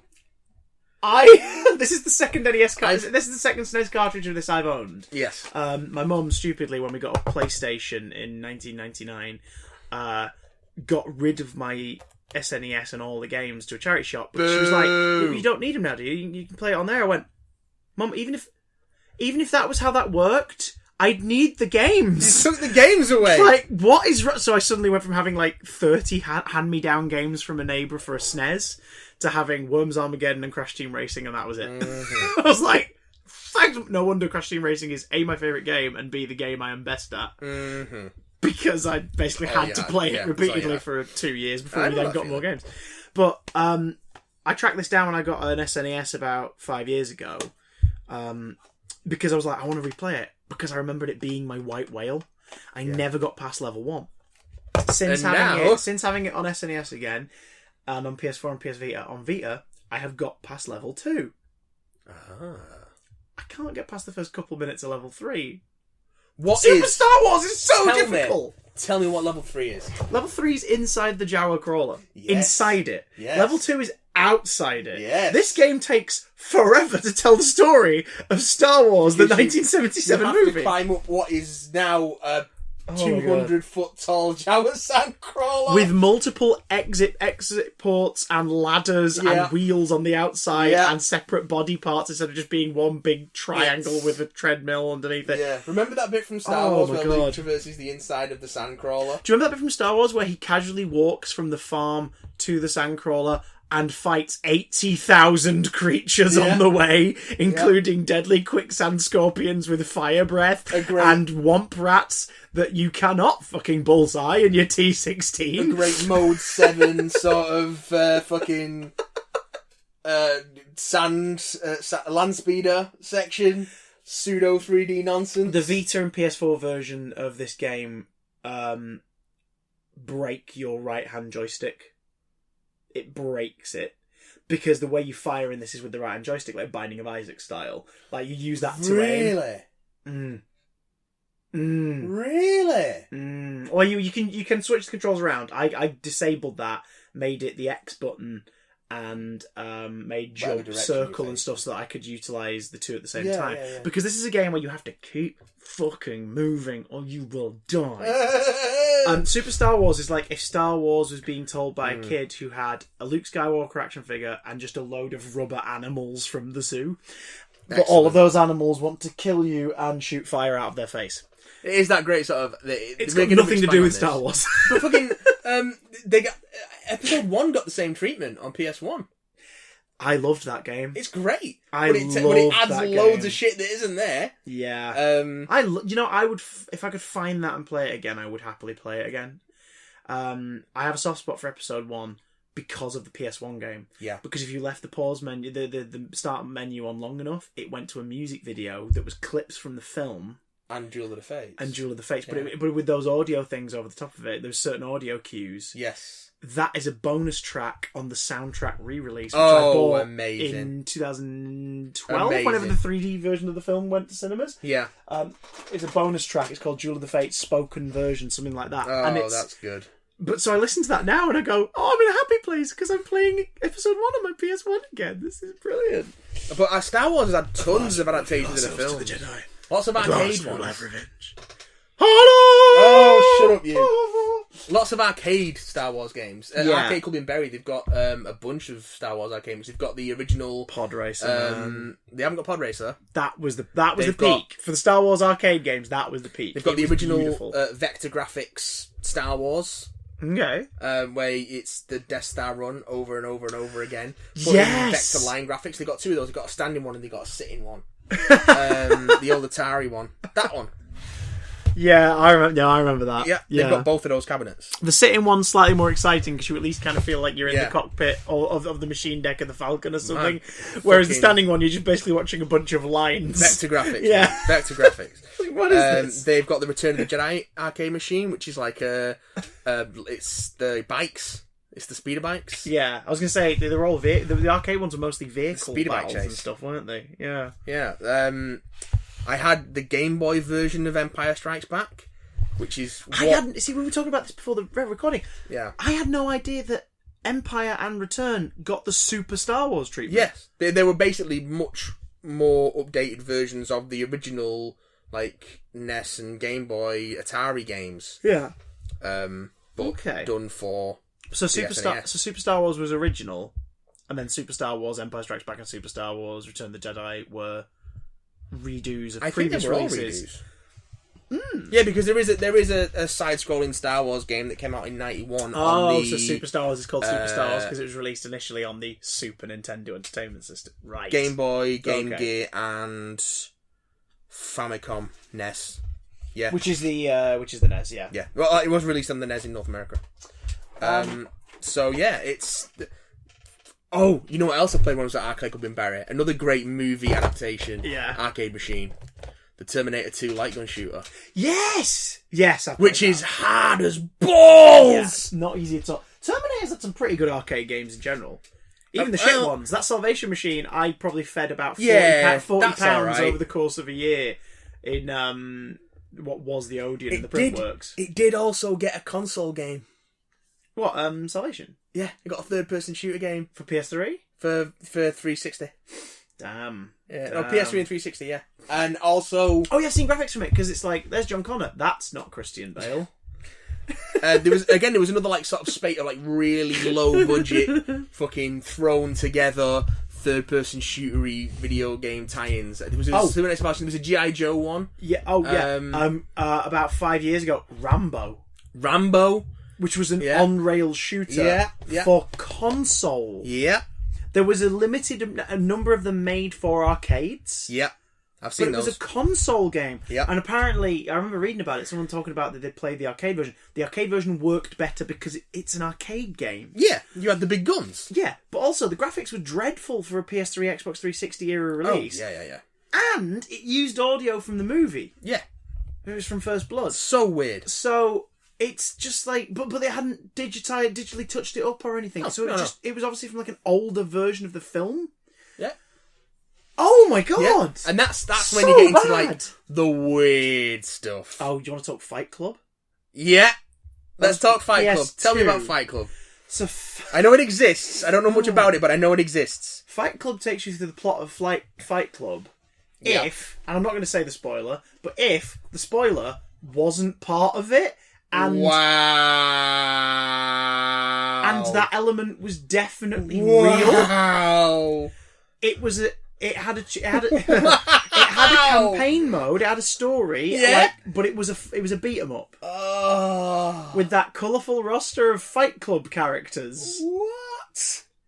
The likenesses looked nothing like people. Well, no, because they probably didn't have the license. The voice acting sounded nothing like anyone apart from whoever was filling in as Tyler Durden, who sounded kind of like Brad Pitt. Okay. And it's an abomination. I played a demo long before I even knew it was a movie, and I was like, this is shit. This is shit. This is like shit Street Fighter. What is this? This is shit. Well, and then years later, I saw a retrospective of the game. I was like, after having seen the film, I was like, the hell? Well, it's funny you The should mention hell? Street Fighter. Yeah. Because Street Fighter got a movie adaptation. Don't you mean Which a then got reskinned Street a Fighter game. 3 with weird No. photo sprites of the cast put it was over a the top of them? completely new thing. It wasn't God. it wasn't based on any of the Street Fighters. But it was using that sort of sprites design. No, but Street Fighter's always been hand drawn. Yeah. Whereas this was Mortal Kombat style, digitized graphics. So they did. Could you play as Raul Julia's version of Bison? It was all the movie. Then it's versions of the great. I characters. don't know what you're talking about. It's great then. It's great. Yeah, for Let's me keep it was a it. Tuesday, but yeah. That Of course! So, yeah, you want to talk about bad Street Fighter? Street Fighter the movie, the game. Fucking hell. I mean, why? Yeah. Why? It's and there was two separate versions of that. There was the arcade version and the console version. They couldn't port it. Oh my god, around that time on the PS2 as well, we got this wave of, again, fans of films turning those films into games, either as adaptations or continuations. Oh yeah? Or versions of the story from a new character's perspective. Which ones stick out? But that was the thing, there was this weird spate of them based on mafia films. Godfather. Which was 2. Yeah, which was the first one's an adaptation of, I think, Godfather and Godfather 2. Yeah. And then the second's an original storyline. Yes. I think that's how it works. Scarface. Yeah, there's 2. There's Scarface, The World Is Yours, and Scarface, Money, Power, Respect. Yeah, one of them is an adaptation of the movie. Yeah. And another one is set in a continuity where he didn't die at the end of the film. Yeah. Yeah. But these all... And then there was James Bond where they sort of decided finally to retroactively utilise Bond visuals already existed because they did a new Connery game based on the Connery Bond with Connery in the role. Yes. And it was pretty damn great. And it was like, this is fun. They did loads of those weird Bond games. Oh, it was great. Well, after Brosnan was done, but Craig had started, there was like one more game where it was Brosnan's Bond. But they did a few of those. And Brosnan played the role. It was Nightfire, Everything Oh, or Nothing. no, some of them just featured a generic Bond. No, they were Brosnan Bonds. What were the ones where it was a generic Bond? Because there was a couple where they it was were just... all Brosnan. Were they voiced by him? Yeah. Yeah, hang on. I think the likeness was Brosnan, but he only voiced him for one. Because there was one where Willem Dafoe was the villain. Everything or Nothing and Nightfire were both definitely. Because there was one where Willem Dafoe was the villain and Joss Stone was the quote unquote Bond girl. What? Yeah, and it was like, wait, what? Cornish singer songwriter Joss Stone? What? Yeah, this whole thing where they just started releasing Bond games. Yeah, hang on. So everyone knows Goldeneye. Well, I was going to say Goldeneye's bad. People love it. I'm sorry. It's bad. I'm sorry. It does not hold up. Agreed. But it was a pioneer of that style and turned that genre into something which was then, again, like we're not huge Call of Duty fans, for example. Yes. But first-person shooters, and specifically multiplayer for first-person shooters, would not be the way it is today without GoldenEye on the N64. So much so that the remake of GoldenEye for the PS3 and Xbox 360, where it's reskinned and it's now featuring Daniel Craig's Bond, but there was a lot of like options and unlockables where you could play characters from throughout the history of the franchise, didn't hold up as well, because people were like, it looks nice, but there are better shooters out now. It's like, yeah, but GoldenEye made its mark and started a trend.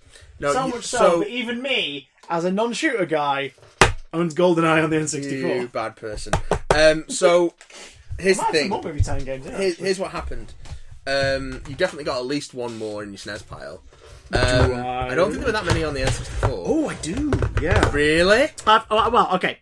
Before we do that, let me finish Bond, and then I'll have a look at these cartridges. The GoldenEye, all the Pierce Brosnan ones apart from Die Another Day got a game adaptation. I don't think Die Another Day got one. No, but that was around the time they released that.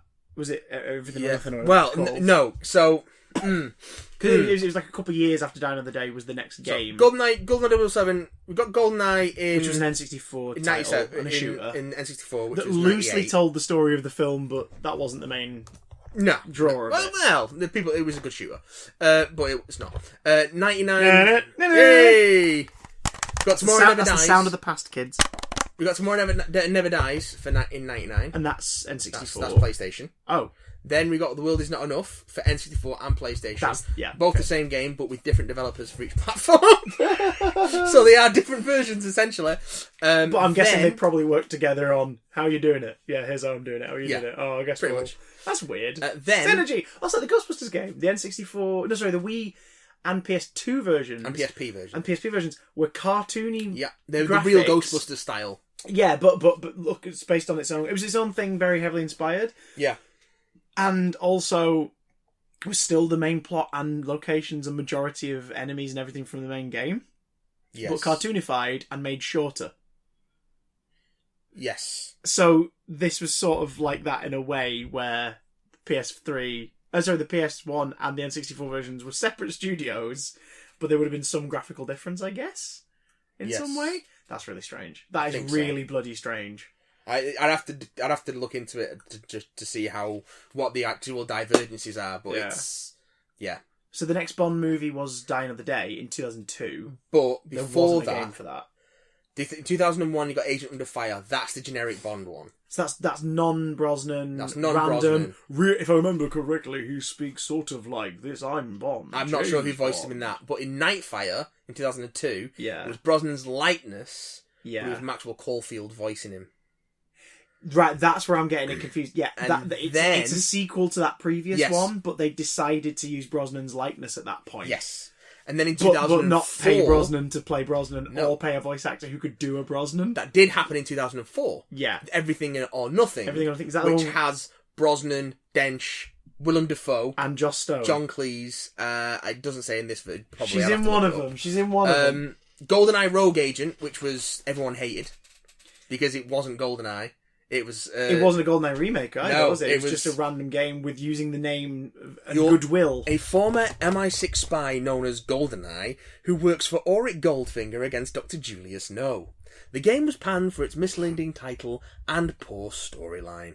Just call it 007 Rogue Agent. No, because they wanted to get... They wanted to the GoldenEye name. That's what they wanted. Because everyone wanted a GoldenEye remake, and they couldn't get the rights together for it. So, 2005 is when From Russia With Love came out, which is the remake of From Russia With Love with Sean Connery. As a video game. Yeah. Yes. With Connery in it, and really fun gameplay mechanics, and a really cool style. Yes. If I remember correctly. They tried to do Casino Royale, but couldn't get it together. Then the rights went to Activision. Yeah. Then Quantum of Solace, the game, which is a video game, first-person shooter adaptation of Casino Royale and Quantum of Solace. Oh, Lord of the Rings, Two Towers style. With your man, Daniel Craig. Your boy. Then they remade GoldenEye 007 for the Wii. Yes. Then 007 Legends, which again is a shooter. Bunch of Bonds in a first-person shooter, because it's a history thing. Oh yeah, and it's also got levels, if I remember correctly. Like it has it has a campaign where Craig is Bond in all of them, but then you can unlock other versions of Bond as part of the Yes. Because it's like, if you ever wanted to see Daniel Craig in the events of From Russia with Love and stuff like that, it's like, wait, what? Yeah, because let's fuck up this continuity even more. There's also one called Bloodstone. What the fuck is Bloodstone? Joss Stone. An original Bond story. They did an original one called Bloodstone, but apparently it wasn't very good. That's that laugh. Yeah, but tell me what you've got in your pile there, Cocker. In the games? Yeah. Oh my god, I just knocked something over. Well, in my sweet baby tiny pile of SNES games, I have Super Star Wars, but I also have 2 other movie tie-ins. I know one of them. Let us first discuss... Aladdin. What? Genie, 3 Wishes, any of this ringing a bell? God, please stop! Ladies and gentlemen, you've just played Aladdin for the SNES. Yeah. Seriously, it just uses the same sting of music in a bunch of the levels. Like, in one of them, it's... Don't. It just picks, like, 4 bars from each of the songs. I can't handle it, Chris. It's so weird. But, really fun platformer, difficult as shit, really nice design. This is the SNES version. All the platformers were difficult as shit because you had to get your money's worth. Yeah, but arguably this is a German copy, by the way. When you put the menu in, it's in English, but it's a German copy. PAL version, but German.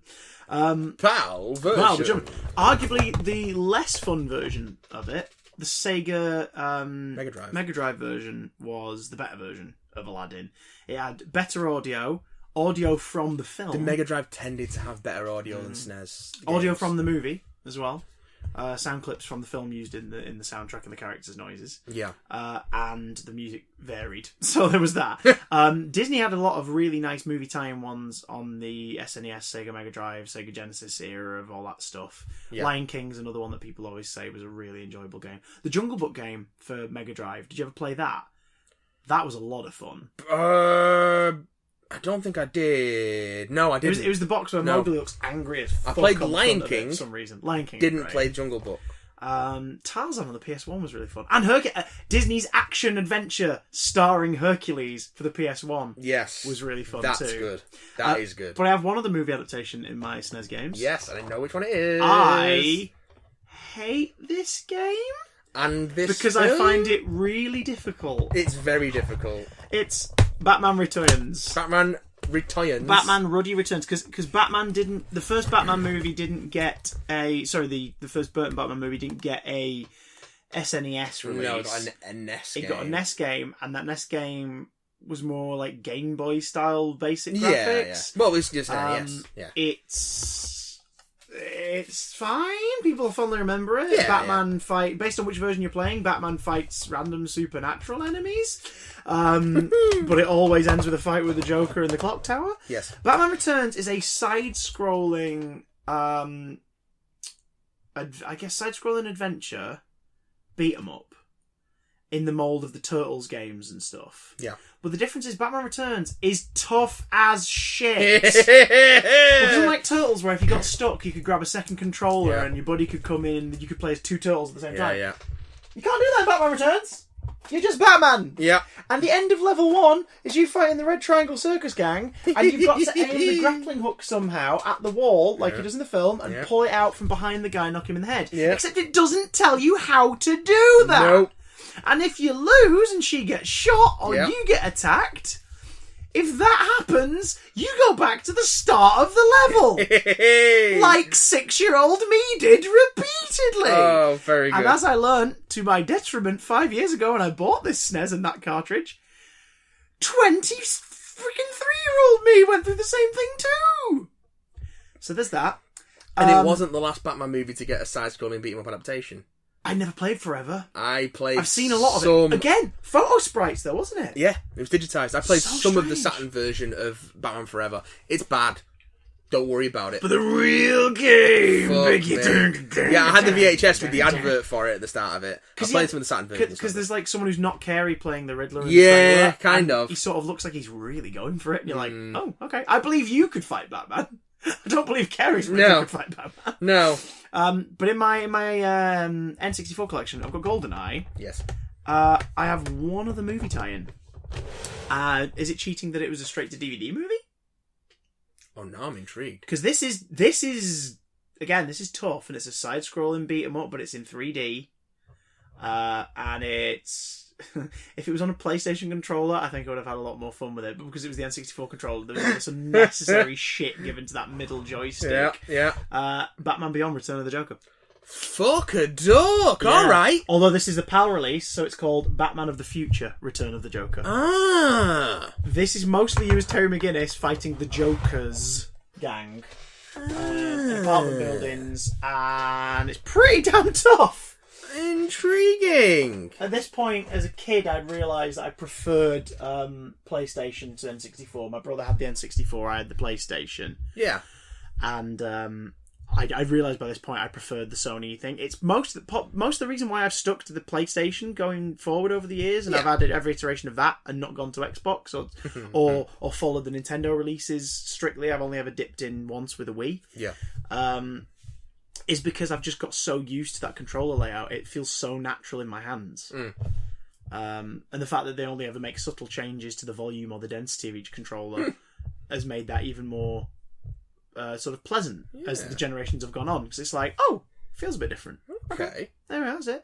And, I can play games on Xbox, and I can play, I can play stuff with Nintendo controllers and everything, but Batman Beyond: Return of the Joker is the game that made me go, I prefer PlayStation.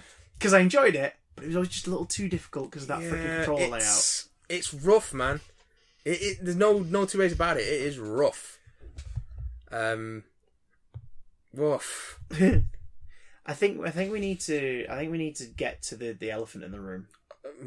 I've never played this. Okay. But we would be remiss if we were not to mention this game. Alright. Considering it's so bad that it nearly single-handedly tanked the video game industry in the 80s. And the company's solution to sort of erasing it from time was to bring back and recall every copy that hadn't yet sold. And, allegedly, for a long time, dump them in a landfill. I mean... only for that landfill to be confirmed and then dug up. It's part of a documentary many years later. Yeah. Where it was like, oh my god, this gaming urban myth exists. Yeah. And now a copy of it that was dug up is in the Smithsonian. Yeah. With a whole mini exhibit in front of it about the history of it, its history in the video game industry. Man. It's E.T., the game. I'm pretty sure other E.T. games have been made in some way. Probably mobile, probably handheld. Because remember you used to buy handheld games that were these little tiny sort of Game Boy-esque consoles with pixelated things. And I might have Power Rangers one that I played the living hell out of. It was one level. And I'd play it 1,000,000 times. Because you fought Goldeneye at the end. Yeah. That rings a bell. But, that rings a bell. Yeah, E.T. It was an Atari game? Yeah. 84? 82, 83, 84, around that time. And allegedly it was made in 6 days? I think it was. Was it 6 days? They were up against a really, really tight... Again, because we're talking about movie tie-in games. We're talking about the sometimes the project gestates and people are like, no, we want to take longer. Goldeneye came out 2 years after the movie. Yeah. Because the developers knew they were onto something and they went, look, we want to refine it. It was Rare, wasn't it? I think it was. Yeah, Goldeneye was Rare. We want to refine this. We're going to take our time. Yes. And it's a great job they did because it redefined first-person shooter and multiplayer gaming for a good 2 generations of games afterwards. Games like The Warriors obviously would never have come out at the same time as the movie, but clearly show a lot of love and care and attention to the source material. So they're tie-ins, but they're tie-ins after the fact. E.T. was very much we want to get this on shelves and sell some video games because this movie's doing really well. So if you can get it out while it's still in theatres, that'd be great. Yes. The plot of E.T. the movie is young man Elliot meets this extraterrestrial who's just all he wants is to find a way back home, and they're trying to sort of avoid government and finding him out, and it's the story of friendship between just two wants to outcasts, and He just wants to finger Elliot. I'll be right in here. It's glowy. It feels good. Honest. God. I mean, don't you look at that finger and tell me you wouldn't ride it. Make his neck go. But it's a story about two outsiders finding friendship and standing up for what you know is right. And Yes. hey, kids, if you think an adult is wrong, you're not necessarily wrong. Like, talk to people, fight against it. As long as you're doing the right thing, do it. It's got some great messages in it. It's a wonderful film. It's a staple. It's a family favourite for decades now. E.T. the Extraterrestrial. People love E.T. It's a classic movie. In the game, a little sprite that sort of looks like the shape of E.T. runs around and shoots things and walks around trees and moves around a bit. Don't fall in the pit. If you fall in the pit... E.T. Oh, it's all over. Start again, E.T. It is legendarily inept. It isn't anything. No. It isn't a good game. But it's also from an era where that was fairly common with movie tie-in games. I had a plug and play ripped console thing in the late 90s. Those, like, 300 in 1, whatever they are. Yeah. Those ones. Yeah, it was like a basic controller. It sort of looked like a Mega Drive controller blown up big. And it's all, like, NES and Atari ROM hacks. Yeah. I think it was the Atari game. I played The Amazing Spider-Man on it, which I think was Atari. Yeah, there was an Atari Spider-Man game. That's dog shit. It's just cubes. It's just... Moving cubes. There's a little stick thing...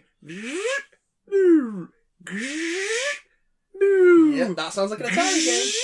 Boo! As you scaled this building, avoiding windows, avoiding people throwing things out of the windows eventually. Very good. And at the very end of it, you get to the top of the building after... If you, I think someone's done a run of it where it's like a perfect run, and it takes about 25 minutes to get up this building. Jeez. And then at the top, you fight the Green Goblin, i.e., you avoid his bombs, and you get up to him, and I think you like press a certain button at the very top, like an action button, stick button, or whatever, and that defeats him.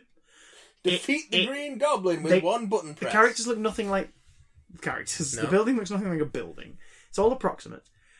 But it at least is, you're Spider-Man, you're scaling a building, and you fight the Green Goblin at the top. Like, at least those elements are something, in there. Yeah, it's there. Like, there's an Atari Empire Strikes Back, which is the Hoth battle. Oh, right. But, basically, like Space Invaders style. Yeah. Yeah. Those things are out there. But this is just... E.T. is dog shit. If you're looking at this on YouTube right now or listening to this on SoundCloud, there is an accompanying thumbnail. Yeah. That you can look at while you're listening. And you should. Look into the face of that. Look into the face of E.T. alien thing. And imagine that finger inside you. Yep. Oh, right in your landfills. We want to know what your favourite and least favourite video games are, because we'll bring them up next week. Specifically, movie tie-ins. Not TV tie-ins, that's a whole separate thing. We can get into a whole thing. There are so many. There are more that we haven't mentioned than we have mentioned, because there are so many. Oh god, I played the Fantastic Four one, which was okay. Okay. The other day I came across in a charity shop. I came across and nearly bought, and I kind of regret that I didn't know. I nearly bought Independence Day for the PS1. Oh my god, that'd be fun. Alien Trilogy. It's not. Alien Trilogy, it's really, not fun. really cool shooter. Alien Resurrection, not as good. Alien Trilogy is not that cool. Okay. Wait, am I getting the wrong way around? Was Resurrection a better version of it? Probably not. Meats. I've got them downstairs, so we should play them. I had Alien Trilogy. It's bad. I've got them downstairs, we should play them sometime. It's a bad Doom clone. Maybe you've come across some of the more notorious Die Hard Trilogy. terrible... what was that? Was that alright? It was 3 different games in one. Because... The Die Hard was a top-down, each one was a different style of game. 2 was a light gun shooter. Oh, okay. And then 3 was a driving game. Oh, okay. Did Sam Jackson yell things at you the whole time? Someone who sounded vaguely like Sam Jackson yelled things at you, yeah. Have you played some of the more notoriously bad video game movie tie-ins, such as Catwoman? Catwoman, fucking hell. Where the developers clearly spent all of their time and attention rendering the Halle Berry figure. Daredevil for the GBA. Else. Yeah. Oh, Christ, yeah. There's a couple of GBA exclusive ones.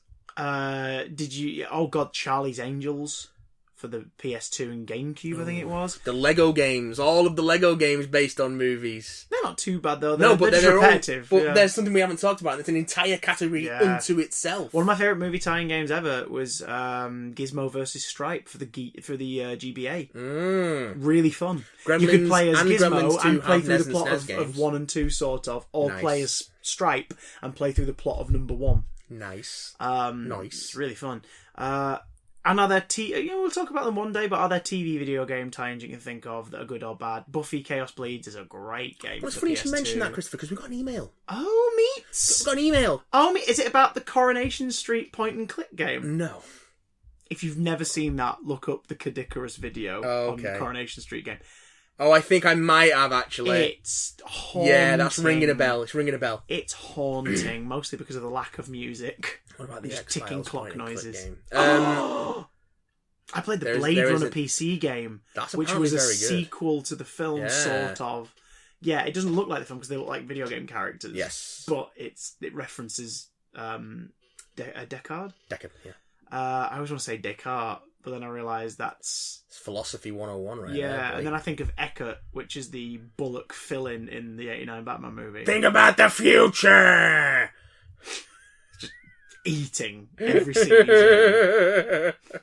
Someone's emailed in about video games. Not quite. Oh? But yes. Oh, no! This one comes in from Jack. Hootsmon, Jack! Hootsmon! Jack says, hello, you big downloads.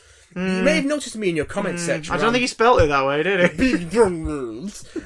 You may have noticed me in your comment section around the Christmas season. Christmas? This is my first email to you. Oh, we've popped your email. For a first-time email, you've got it down. You managed to send it and everything. Motivated by procrastination and moderate boredom. Good combination. I've been an avid gamer for a majority of my as of yet quite short life, and I find myself increasingly annoyed that, in my opinion, there aren't any truly good Doctor Who games available for purchase. So I propose to you, what do you think would make a good Doctor Who game? Hope you're having a good one. See you around. That's an interesting shout. Have you played any Doctor Who video games? I tried to play the first episode of the adventure games that they released for the BBC website, but I could not get it to run properly on my PC at the time. Yeah, I played... You're in one of them. I'm in one of them. I'm in the 5th one, Season 2, which was just one game. Maybe that's why. Because I was in it. I killed it all. I played the Dalek one, I played the Cybermen one, I didn't play the Vashta Narada one or whatever the 4th one was, and I did play... I think the 4th one was an original enemy. And I did play the Gunpowder Plot all the way through, mostly because it was the only way to hear the work I'd done. It's like, where are my characters? Also, I had the last line of the game, because I was 3 characters, and one of them was the Royal Guard who finished the game. So I was like, I want to get to the end so I can hear me! That's the only reason I finished it. It was a lot of fun, though. But they were interesting, because they were essentially adventure games. Literally, was the name. But adventure and exploration games with... not combat, but like puzzles and stealth mechanics to get away from enemies. Which kind of makes sense because you don't want a Doctor Who character to be fighting an enemy. Based on conflict, no. There's ways to do that. Like there is totally ways to do that. Maybe you have a game where you're not playing as one of the central characters from Doctor Who. I mean, I've always argued, and a game. I mean, that would be fun. A game proved me wrong, unfortunately. But I would argue a game where River Song's the protagonist could work. You keep it light-hearted, but she can obviously shoot and fire and attack people because that's what she does. Yes. Do that. And you can have the Doctor's story intertwine with it. And you meet them. But the problem is there is a game where you play as the Doctor and River Song, and it's the Eternity Clock for PS3. It's gash. Down to several things. I think it was made completely with the best intentions, but it just doesn't work. It's a puzzle game, so River and the Doctor it's about puzzles and not being spotted at the same time. But unlike the adventure games where you kind of like collected an inventory of items and you would basically the adventure games were educational games with stealth and puzzle mechanics in them. You would learn stuff. You would learn about the history or the science. You would have rooms to explore. Whereas in Eternity Clock, like, you collected hats because the 11th Doctor likes hats. Alex Kingston voice acted her socks off and did a really good job in it. Matt Smith is not a great voiceover artist. The only time I've ever listened to Matt Smith in something and gone, that's pretty good, is when he's read an audiobook. Yeah. When he's read an audiobook, he's very good. When he voices himself in stuff, it doesn't quite sound right. Even in the adventure games, Matt sounds a little stilted. Not for lack of trying. Like, first hand, I can say the direction for the adventure games was very good. But, that being said, you might listen to my performance in it and go, oh shit. But, it's very good. But, Never. But Karen and Arthur in that game, you swine, outshine Matt, like, a lot. Yeah. And then just sort of, so there's that. Eternity Clock's not great. Oh, God. As far as, other than that, I've only played one Doctor Who game, because they released 2 in 2010 to tie in with Series 5. Yeah, there's a Wii one as well, isn't there? Yeah, I played the, I've got it here. Return to Earth. I played, the Wii game is part 2 of this 2-part story. Yeah. I played part 1, which was the DS game, Evacuation Earth. Okay. Evacuation Earth features some elements of the Daleks and the Silurians, and Return to Earth features the Cybermen and I think some Dalek stuff. And it's basically a 11th Doctor and Amy story told over 2 games. So Evacuation Earth on the DS is basically a puzzle game. Yeah.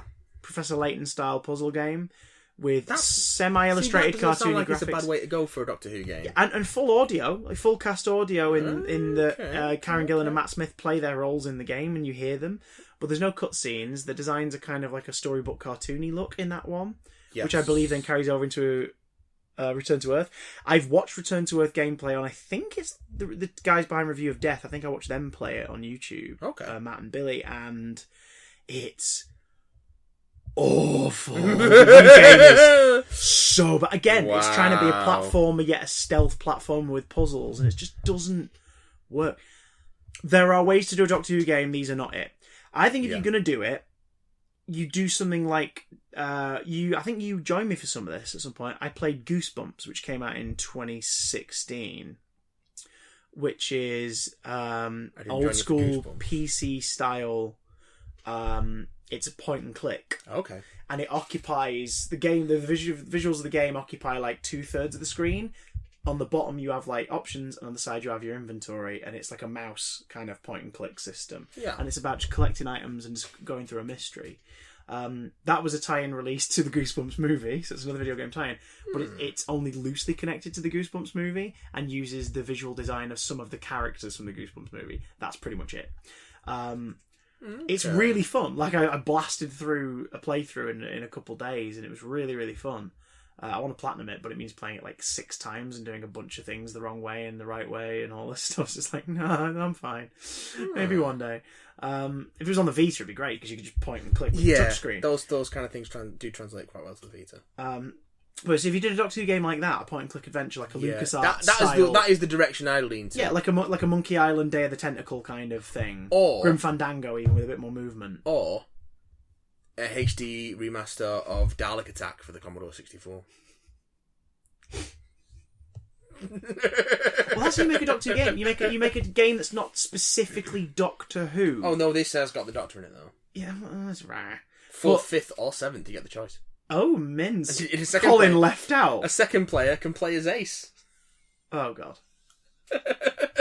Or you or you do what they did before, but obviously do a better gameplay for the computer game part and do Destiny of the Doctors. Which was probably the most notorious Doctor Who game, really. Yeah, well, because it was the Doctor Who game for a while. Because everyone forgot on the Spectrum. And it was released around the time of the TV movie. It focuses on the first 7 Doctors. They've been taken out the time stream, and you are this sentient robot alien sort of glowing orb thing. Yeah. That the Doctor is pre-programmed to look for him in the certain circumstances, and you've got to find them. You've got to break them free from each of the traps they're in. And the Master's behind it.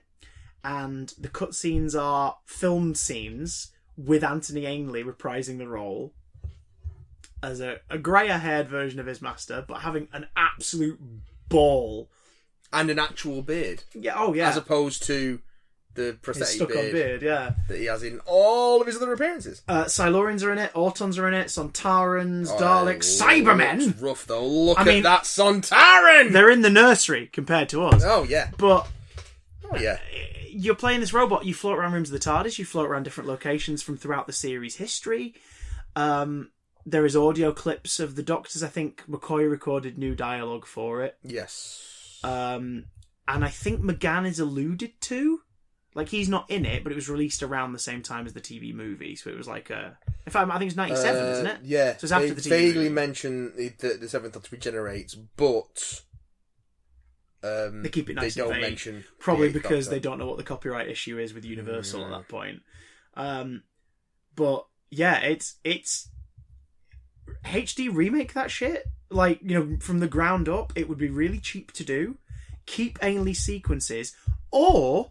redo it from the ground up, add stuff for the 8th, 9th, 10th, 11th and 12th Doctors, give Jodie a wraparound narration thing for it, and get Michelle Gomez to do all the sequences as Missy. I'd play the shit out of that.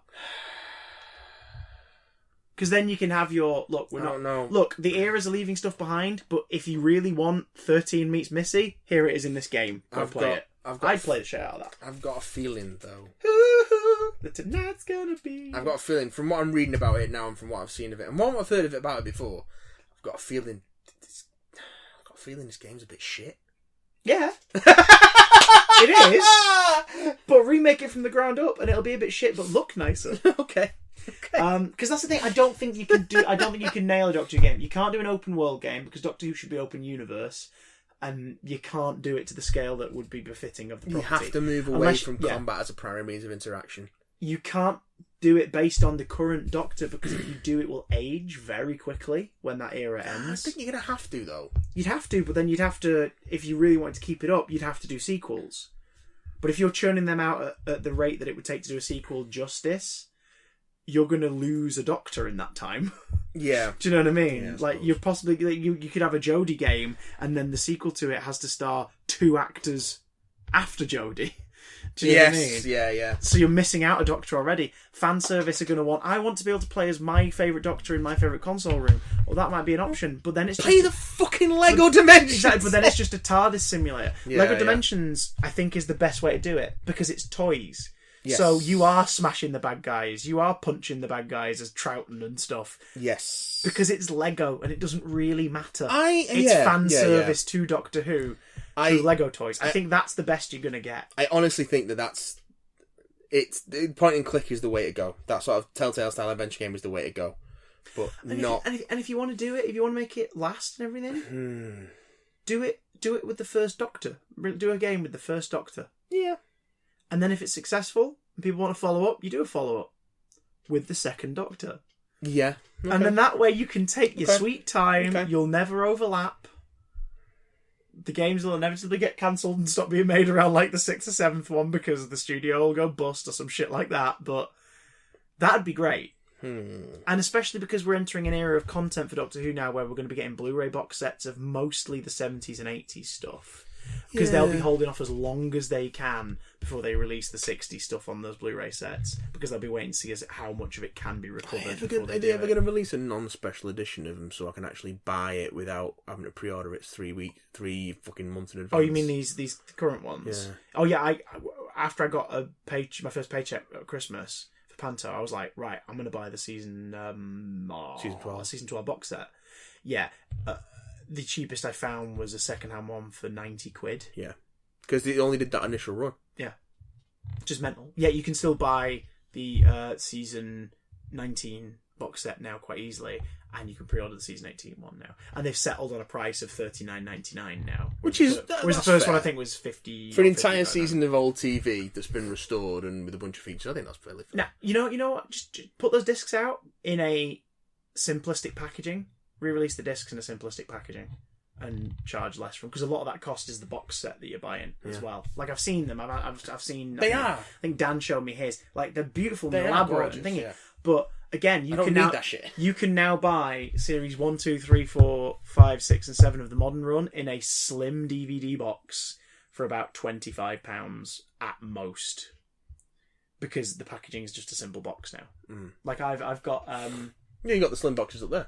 yeah, well, I've only the most recent series that did that on release is Series 10. There, it's just a slim box. Yeah, up there, and then twice by the time.